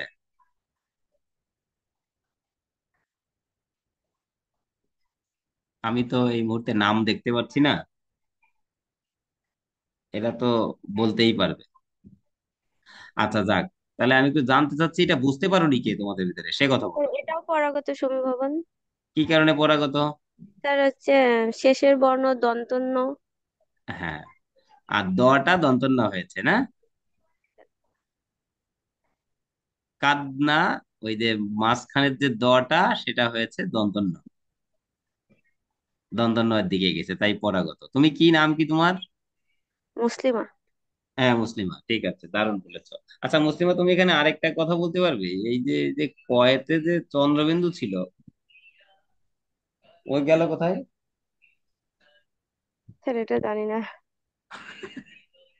দেখো ওই যে দুটো নোয়াতে পরিণত হয়েছে না, জি নাসিক্য স্যার। ধ্বনি, ওই দয়ের সাথে এসে ও আসলে ওইদিকে চলে গেছে নোয়াতে, নাসিক কি ভবনটাকে বর্ণে নিয়ে আসছে। হ্যাঁ বলো, কে বলতে চাচ্ছো তোমার কিছু?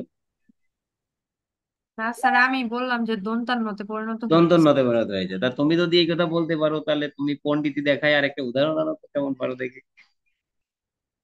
স্যার চাঁদ। আরে বাবা, দারুণ! চাঁদ থেকে চন্দ্র আর আনতে পারবা? আমি এই আলোচনা করেছি আগে কখনো কখনো। তোমাদের সাথেও হয়তো হয়েছে কখনো কখনো, কিন্তু আরেকটা উদাহরণ দেখি। আর মনে আছে একটা, আনতে পারো?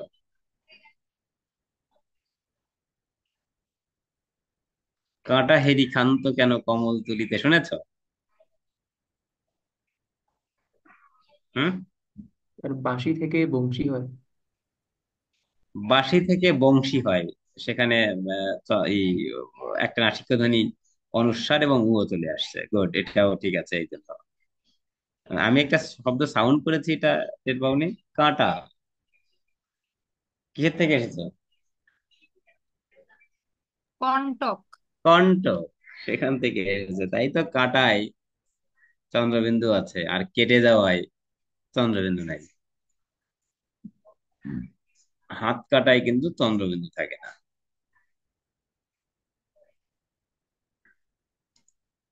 কি হচ্ছে বলো? প্রগত, সমীভবন স্যার। এটা যে প্রগত, এই ব্যাপারে কারোর দ্বিমত আছে?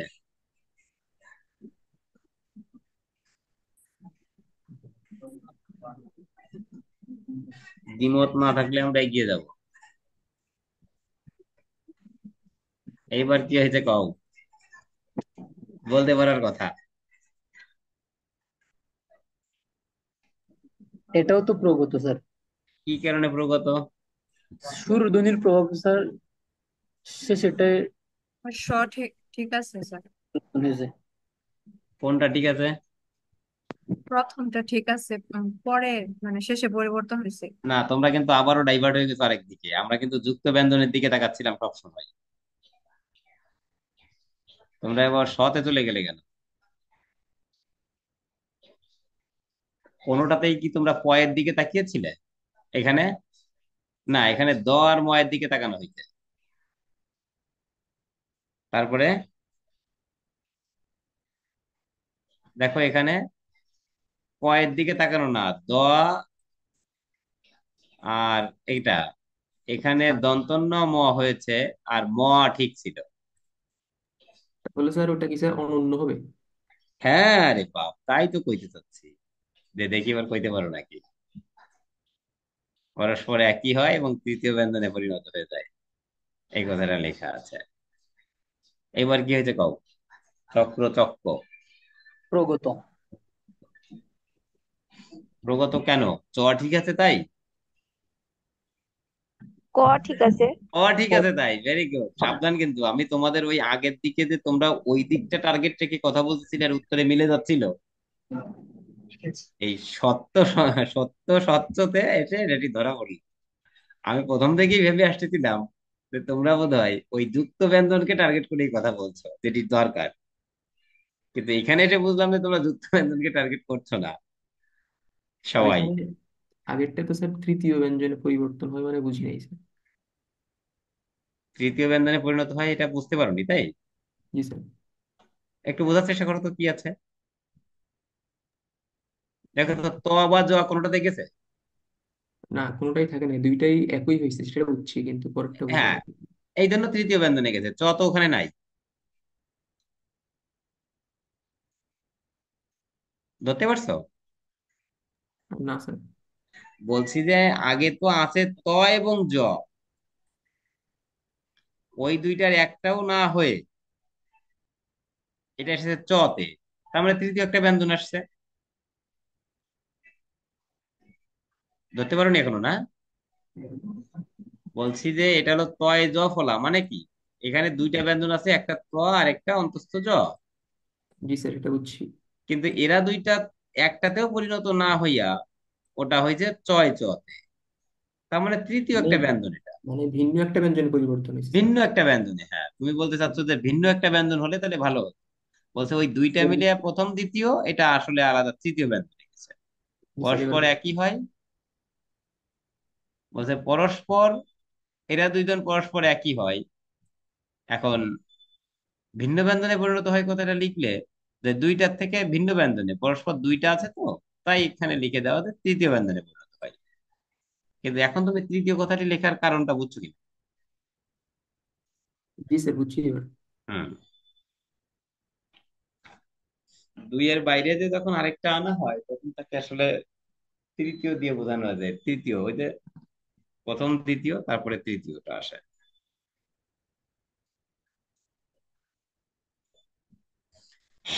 বলার চেষ্টা করো কি হবে এটা।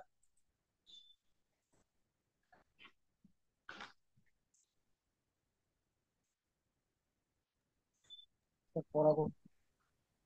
পরাগত কেন? পরাগত স্যার, কার্যটা ঠিক আছে, আর খণ্ডত্বটা চেঞ্জ হয়েছে স্যার, প্রথমটা চেঞ্জ হয়েছে আর পরেরটা ঠিক। জটা ঠিক আছে, তটা চেঞ্জ হয়ে গেছে, অর্থাৎ পরেরটা ঠিক, তাই পরাগত, তাই তো? জি স্যার। এটা যে একটা সন্ধির উদাহরণ, সেটা কি বুঝতে পারছো?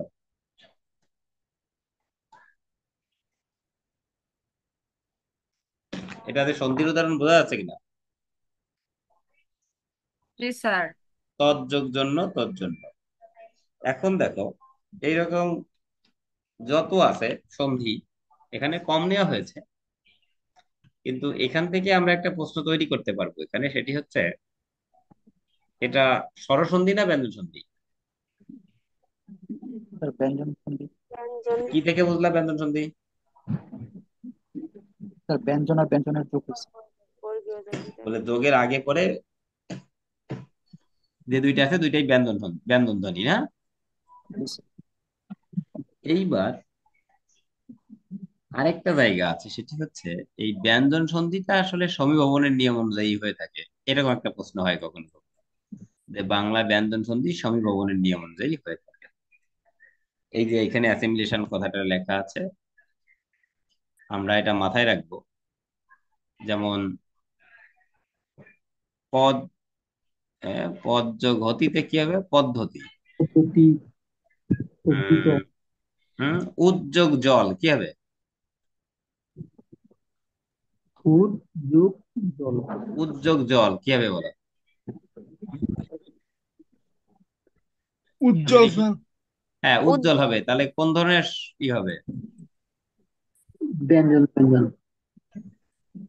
ব্যঞ্জন সন্ধি। তাহলে সমীভবনে কি হচ্ছে দেখো তো, এই জতে আসছে না? জি স্যার, পরাগত হচ্ছে। তাহলে পরাগত। এবার বলো উদ্যোগ শ্বাস কি হবে বলো? স্যার উচ্ছ্বাস। এবার বলো যে কোন ধরনের স্বরসঙ্গতি, আরে না কি, এটা কি যেন বলতেছিলাম, কোন ধরনের স্যার অনন্য সমীভবন? সমীভবন। কোন ধরনের সমীভবন বলো? স্যার অনন্য। এইটাতে অনন্য সমীভবনের সবার মধ্যে কাজ করছে। জি স্যার, দুইটাই পরিবর্তন জি হয়েছে। স্যার। হ্যাঁ, এইটা একবার বিসিএস দিয়েছিল এই প্রশ্নটা, তো এরকম সমীভবন পড়িয়ে দিয়েছি এই বেশি দিন আগে না বোধহয়, লাস্ট বিসিএস বা তার আগের বিসিএস কোনো একটা সময়। আমরা প্রশ্ন দেখলেই দেখবো। তবে স্যার এখানে কনফিউশনে পড়ার মতো ব্যাপার আছে, এই যে বফলা। হ্যাঁ, কিন্তু ব তো পরে আছে, সমস্যা নেই, তাই না? জি স্যার। মানে তুমি দেখো, এই উচ্ছ্বাস কথাটা তোমার কোনো ব্যাকরণ বইয়ের কোনো জায়গায় সমীভবন মানে ধ্বনি পরিবর্তনের অধ্যায়ে আলোচনা করা নাই। সন্ধি থেকে ওখান থেকে এনে দিয়েছে কোন ধরনের ধ্বনি পরিবর্তন। তাহলে তুমি পড়ার কৌশলটা তোমার কেমন হতে হবে ধরতে পারছো? বলো এটা কি? ও আমরা এখনো এটা কেন আনছি? এই প্রসঙ্গক্রমে বোধহয় এসে গেছিল মনে হইতো আমার, কিন্তু ওটা এখনো সামনে আছে। আমরা এটা এগিয়ে যাই। উফ, এটা এটা ওই যে সংজ্ঞাটা আগে নেওয়া হয়েছে, তো এটা ঠিক হয়নি, এটা প্রশ্নে একটু ঝামেলা হয়ে গেছে। প্রশ্ন সংজ্ঞাটা আগে নেওয়া হয়ে গেছে। দেখো তো 34-এ কি ঘটছে।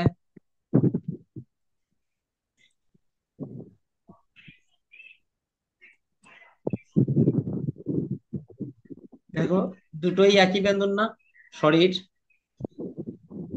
জি স্যার, দুইটা একই ধরনের ব্যঞ্জনের মধ্যে একটা পরিবর্তন করছে। হুম, তার মানে এটা অসমীভবন, তাই তো?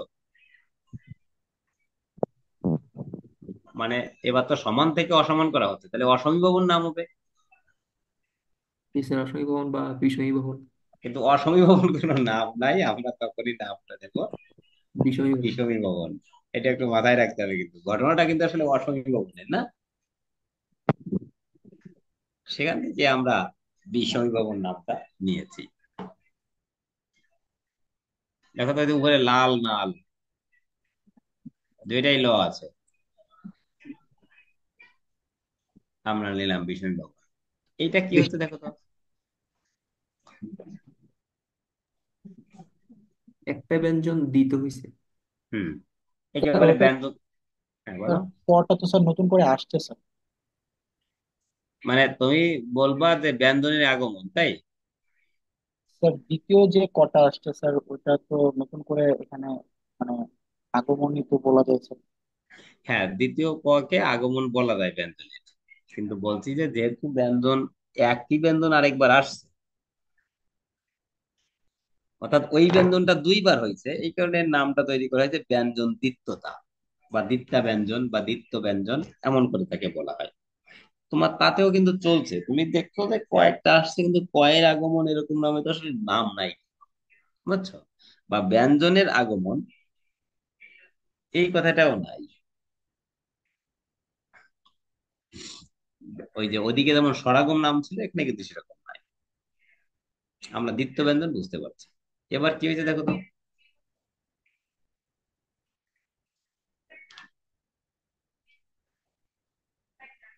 বুঝতে পারবা?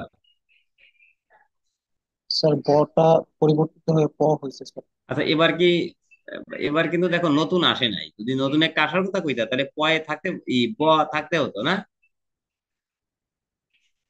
অর্থাৎ একটা চলে গেছে আরেকটা, অর্থাৎ একটা একটা পরিণত হয়ে চলেছে। এই জন্য এটার নাম হয়েছে যে একটা এক জায়গায় বিকৃত হয়ে গেছে, ব্যঞ্জন বিকৃতি। দেখো ভিন্ন ব্যঞ্জনে পরিণত হওয়া বা পরিবর্তিত হয়, একথা লেখা আছে।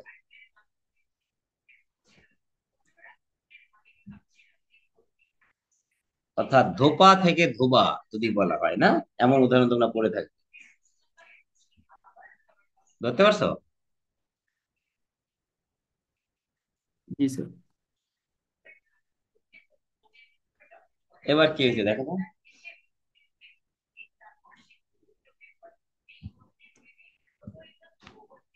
হুম, স্যার শেষের দরই শিকার চলে গেছে। হ্যাঁ এইখানে ধরো রস্বীকার সহ গেছে ঠিক আছে, কিন্তু এটাকে আসলে ধরা হয়েছে সমব্যঞ্জনের একটি লোপ, মানে সমব্যঞ্জনের একটি পরিবর্তন না কিন্তু।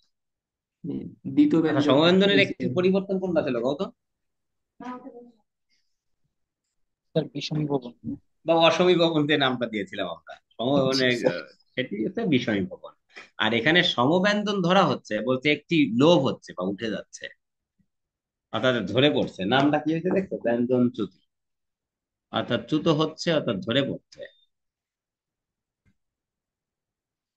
এটাই কি হয়েছে দেখো তো, ফাল্গুন থেকে ফাগুন।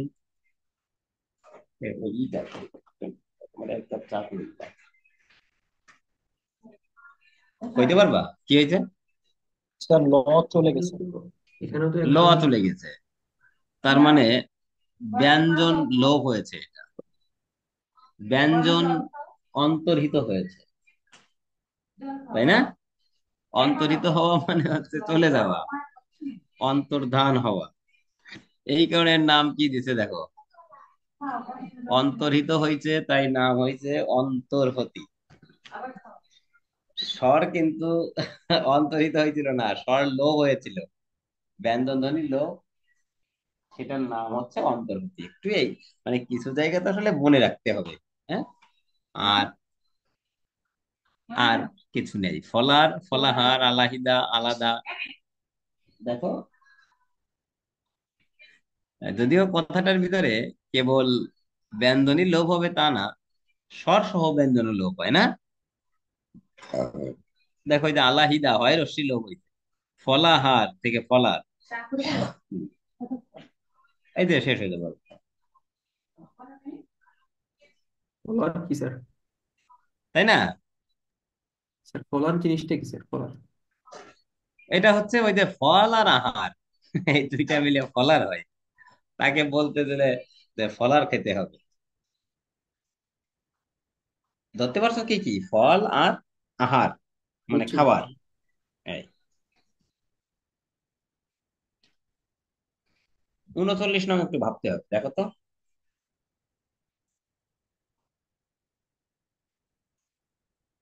কি হইতে কইতে পারবা? ঋষিকার একার হয়েছে আর অন্তস্থ অ আকারটা চলে গেছে। এইটা তো তুমি ঘটনাটা এখান থেকে কইলা, কিন্তু আরো সহজে কি কইতে পারতা না যে সাধু থেকে চলিত হতে হয়েছে? ইয়া থেকে এই হয়েছে। ইয়া জি থেকে স্যার। সাধু থেকে চলিত হয়েছে কবে না? যাই স্যার। এটাই সহজ, কিন্তু ওইটা তো সহজে বুঝলাম, আমরা একটু কঠিনের দিকে যাই, দেখো তো। শুনিয়াকে যদি আমরা ওই ন কে আলাদা করে ফেলি রস্বীকার থেকে, তাহলে কি হয়? রস্বীকারকে যদি আলাদা করি তাহলে কি দাঁড়ায় দেখো তো? এইরকম দাঁড়ায় নাকি? শূন্য। জি স্যার। এবং এর আসলে তিনটা ধাপ, ওই শুনিয়া, শূন্য, শুনে। কিন্তু আমরা মাঝখানের ধাপটা না নিয়ে সরাসরি এখান থেকে এখানে চলে এলাম। এবার দেখো তো, ওই জায়গায় যাওয়ার জন্য যেহেতু রশ্মিকারটাকে আলাদা হতে হচ্ছে ন থেকে, এই জন্য রশ্মিকারকে বলা হয় বিপর্যস্ত ষড়যন্ত্র। আচ্ছা, বিপর্যস্তটা কিসের কারণে হইতে কইতে পারবা কি দেখি? স্যার ওইটা তো স্যার অপেনিহিতই না sir. Very good, very good, দারুণ বলেছ, দারুণ। এই কারণেই একে বলা হয় অপিনিহিতিজাত বিপর্যস্ত ষড়ধ্বনি। দেখো তো কথাটা বোঝা গেল কিনা?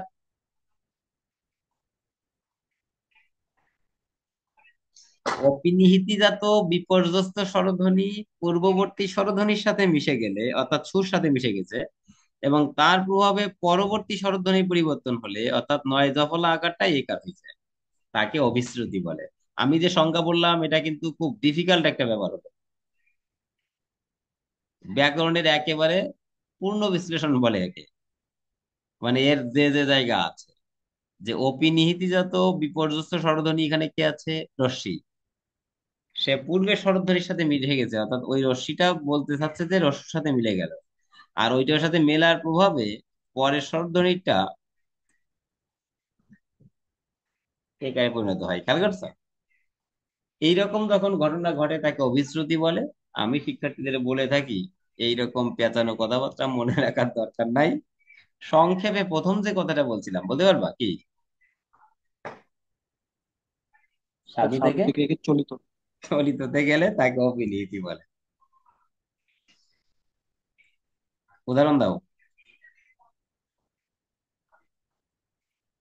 নতুন উদাহরণ আনো। স্যার করিয়া করে। মাঝখানেরটা বলো। কইরা। কইরা। তার মানে একেবারেই পরিচ্ছন্ন, সব জায়গায় আছে এটা, একেবারে যায় শব্দ। দেখো এই আহ, আহ, এই এই যে একটা শব্দ লিখেছি দেখতো, উদাহরণ। হ্যাঁ, এটা তো, মাঝখানেরটা কইতে বলবা কি? এটা কি হাইটতে হবে না হাউটতে হবে? স্যার হাউটা। অ আউটটা, আ- আউটটা। হ্যাঁ, উ টয় হলো আকার, তাই না? জি তো স্যার। আমি যখন এই শব্দটা লিখছিলাম ওই ইউজিসি তে কোচিং এ ক্লাস করানোর সময়, তখন একজন বলছিলেন যে না, এটা হেঁটো হবে না, এটা হবে হেঁটে। মানে এই শব্দটা আসলে, স্যার এটা তো নাউন স্যার, তাই না? এটা হেঁটো তো নাউন না, এটা হচ্ছে আহ তোমার ওই আহ, ওই লোকের, ওই লোকজনদের গুণ যারা হাটে যায়, হাটে যারা যায়, যারা হেঁটে যায় তারা না। বলছে ওই লোকটা হচ্ছে হাটে যাচ্ছে, উনি হচ্ছে হেঁটো লোক। আর উনি হাঁটিয়ে যাচ্ছে, যেটা সেটা হলো হেঁটে। ওই যে বলছে না, হাঁটুয়া। তাহলে এটা বিশেষণ স্যার, অ্যাডজেক্টিভ। হ্যাঁ, এটাকে তুমি একই সাথে অবজেক্ট হিসেবে ব্যবহার করতে পারো, আবার আহ, কি বলেন, নাউনের অ্যাডজেক্টিভ হিসেবে ব্যবহার করতে পারো। কথা বুঝছো? যার জি স্যার। কারণে, যার কারণে শব্দটি একই সাথে নাউন এবং বিশেষণ দুটোর কাজই। তোমাদের যখন ব্যাকরণিক শব্দ শ্রেণী পড়াবো একটা অধ্যায় পদ, যেটা পদ মনে হতে পারে ও মনে হয় বিরাট একটা, আরে তো মুখস্থ করে ফেলতে কোনো ব্যাপার। কিন্তু ওই ব্যাকরণিক শব্দ শ্রেণী পড়তে যে তুমি একই সাথে আমার এখানে আমি তোমাকে পার্সোনালিটি যোগ দিয়ে ফেলবো, কারণ এই দুইয়ের একটা বিরাট কানেকশন তোমাকে ওখানে তৈরি করতে হবে। ইংরেজির 8 প্রকারের পার্সোনালিটি, বাংলার 8 প্রকারের ব্যাকরণিক শব্দ শ্রেণী, বিরাট একটা আলোচনা। এবং তাতে করে তোমার ওখানে তুমি যখন আইডেন্টিফাইং পার্সোনালিটির দিকে যাবে, সেখানেও যেমন ধারণা পরিচ্ছন্ন, তুমি একেবারে পরিচ্ছন্ন ভাবে দেখে ফেলতে পারবে যে বা ইংরেজিতে পারতেছি না, এটা বাংলায় নিয়ে যাই, এটা কি হয়। এখানে এটা বাংলায় পারতেছি না, এটা ইংরেজিতে নিয়ে যাই, দেখি কি হয়। দেখবা সেরকম মজা। তো এই শব্দটা তখন আমি বললাম যে না, এটা হেঁটে হবে না, এটা হেঁটেই হবে। হেঁটে হবে তো হাটিয়া থেকে, হাটিয়া হাইটা হেঁটে, বলে না আমি হাঁটিয়ে আসবো, মানে আমি হেঁটে হেঁটে আসবো। তাহলে অভিশ্রুতির জন্য আমি সংজ্ঞা যেটা লিখে দিয়েছি সেটা একেবারে সহজ, কিন্তু এটা বলে দিলাম সেটা হচ্ছে, তোমাকে প্রশ্ন হতে পারে যে অভিশ্রুতিতে স্বরধ্বনি বিপর্যস্ত হয় কেন। কে জন্য বলো তো?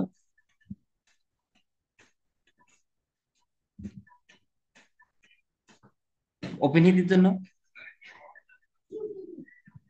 ঠিক আছে, এটা কি হলো বলো তো? এটা বলো কি যে তর্ক তর্কটা কি হচ্ছে? স্যার সমীভবন। হ্যাঁ, সমীভবন। পরাগত সমীভবন maybe। কোন সময় বল? পরাগত। পরাগত। বলে ক ঠিক আছে নাকি? এটা সময় ভবন, কিন্তু বইতে এখানে যেখানে আলোচনা করছে আমার কাছে অতটা ভালো মনে হয়নি। বইতে বলছে এটা রেফ ফলালো, না বইতে রেপ ফলালো বলে নাই, সরি। বইতে বলছে রেপ কার লোক, র কার লোক, র কার। তা র নামে কোনো কার আছে?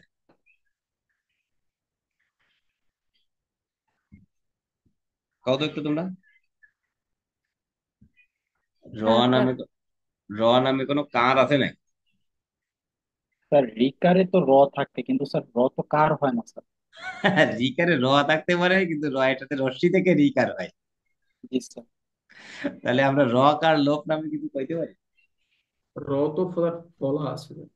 শুধু র আলো হতে পারে, তাই না? সে একটা কথা ভিন্ন। এই জন্য আমি লিখেছি রেফ ফলালো। তোমাদের কি এই কাজটা পছন্দ হয়েছে? জি স্যার, মনে থাকবে সহজে স্যার। আমি এটা বলতে পারি না। আমি দেখলাম কি যে অত ব্যাকরণ নিয়ে চলতে হবে না, অনুসরণ করে যা কইছে তাই। এখানে একটু চেঞ্জ করে দিই। এইটারে আমি বলছি যে এটা রেফ ফলালো। এটি মূলত সমীভবনের উদাহরণ। তোমরা যেটা বলছো সেটাই ঠিক আছে। প্রশ্নে স্যার অপশন যদি দুইটাই থাকে, যে রকার লোভ, আবার সমীভবন, রিক ফলালো, এরকম যদি অপশন থাকে, রেফ ফলালো থাকবে না, আমি তোমার এটা বলে দিতাম। তাহলে স্যার রকার লোভ আর আর সমীভবন। রেফ ফলালো যদি থাকে, অপশনের দুইটা থাকলে কোনটায় দেবা সেটা। জি স্যার। তাহলে তখন আসলে একটু ভাবনার। তবে আমি প্রথমত বলি এটি আসবে না এভাবে। দ্বিতীয়ত যদি আসে, তাহলে তুমি এটাকে র কার লোভ দিয়ে দিও। কারণ সমীভবনের আলোচনাটা এর সম্পর্কে পারফেক্ট, কিন্তু এ একটা উদাহরণে এক জায়গায় বসছে, যেখানে বইয়ে ওটাকে র কার লোভ হিসেবে বলা হয়েছে। আর র কার লোভ নামে তো কিছু থাকতেই পারে না, প্রথম কথা হচ্ছে এটা। কি করার? তাহলে বুঝতে হবে ওই পুরোনো বই থেকে, ওখান থেকে প্রশ্ন হয়েছে। যদি অন্য আর কোনো অপশনের সাথে না মেলে। কথা কি বুঝতে পেরেছো? জি অপশনের স্যার। সাথে যদি না।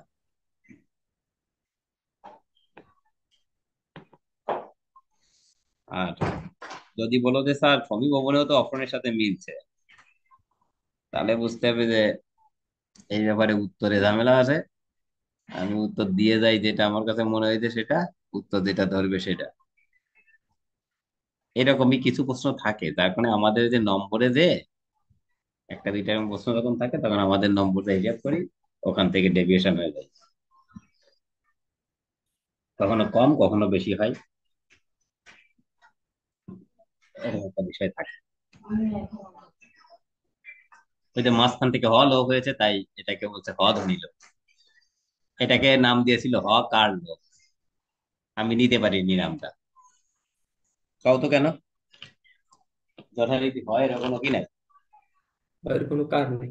কার নাই? আমার কাছে মনে হয়েছিল হকার কে লোপ করছে এখানে, বুঝছো? এটা কোনো কথা? এটা গাহিলতে দেখো হ উঠে গেছে, রস্বীকারটা পূর্ণ রূপ ধারণ করছে গাইল। গাহিল থেকে হয়েছে গাইল, অর্থাৎ ওই তোমার সে হটা লোপ হচ্ছে। ব্যালেই দেখো, এই যে মা আমার একসাথে বলতে গেলে মাঝখানে একটা অন্তস্থ অধ্বনির একটা আগমন ঘটে। মা আমার, হ্যাঁ, বলছে এখানে মাঝখানে একটা অন্তস্থ অ শোনা যাচ্ছে, তাই এটার নাম হচ্ছে অশ্রুতি, অর্থাৎ অন্তস্থ অ শোনা যায়। কিন্তু এই যে যেভাবে লিখেছি, এটা কিন্তু আসলে এইভাবে লেখা হয় না। এভাবে লেখা হয়েছে কেন বলতো? যে এই দুই শব্দ এক জায়গায় যুক্ত হওয়ার পরে মাঝখানে যে একটা একবারে বলতে গেলে একটা অন্তঃস্থ আকার হয়ে একটা ছন্দ, একটা গতি তৈরি করে দেয় ওই পর্যন্ত মা, মা আমার। তার থেকে ওই অন্তঃস্থটা শোনা যায়, তখন অন্তঃস্থ শোনা যায় বলেই ওর নাম দেওয়া হয়েছে অশ্রুতি। আর এবার শোনা যাবে বশ্রুতি। খেয়াল করো, নাওয়া থেকে নাবা। ওই দেখো না, খাওয়া থেকে খাবা শব্দটা বেশ প্রচলিত, তাই না? কোন কোন জনে ভাত খাওয়াকে খাবা হিসেবে ধরা হয়। তো এখানে আমরা কি শুনছি? ওয়াটা হচ্ছে বা। এই জন্য ওই যে কোথাও কোথাও লেখা নবাব আব্দুল লতিফ, আর কোথাও কোথাও লেখা নবাব সলিমুল্লাহ, শব্দ আসলে ওই এক।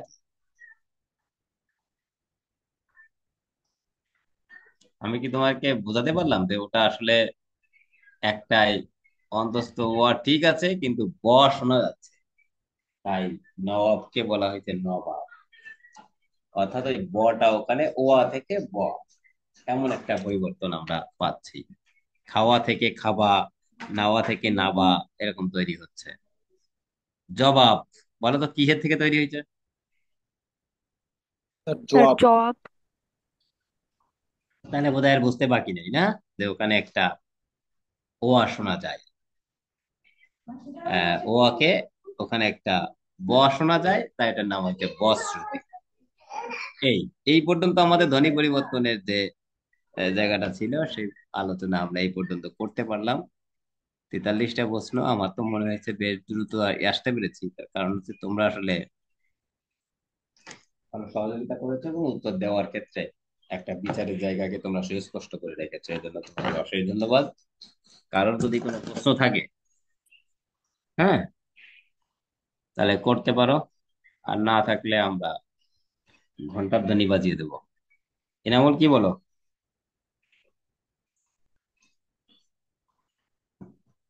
আছো? পরের দিন থেকে আমাদের সন্ধির আলোচনা চলবে। কেউ কিছু বলতে চাও?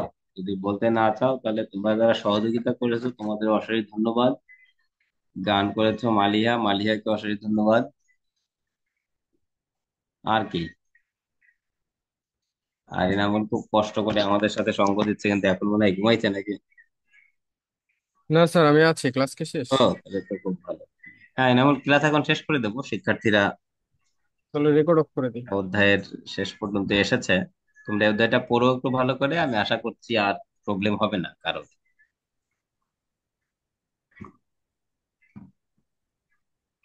ঠিক আছে, তাহলে থ্যাংক ইউ। দাও, রেকর্ডিং অফ করে দাও। কারোর কোনো কথাবার্তা আছে কিছু?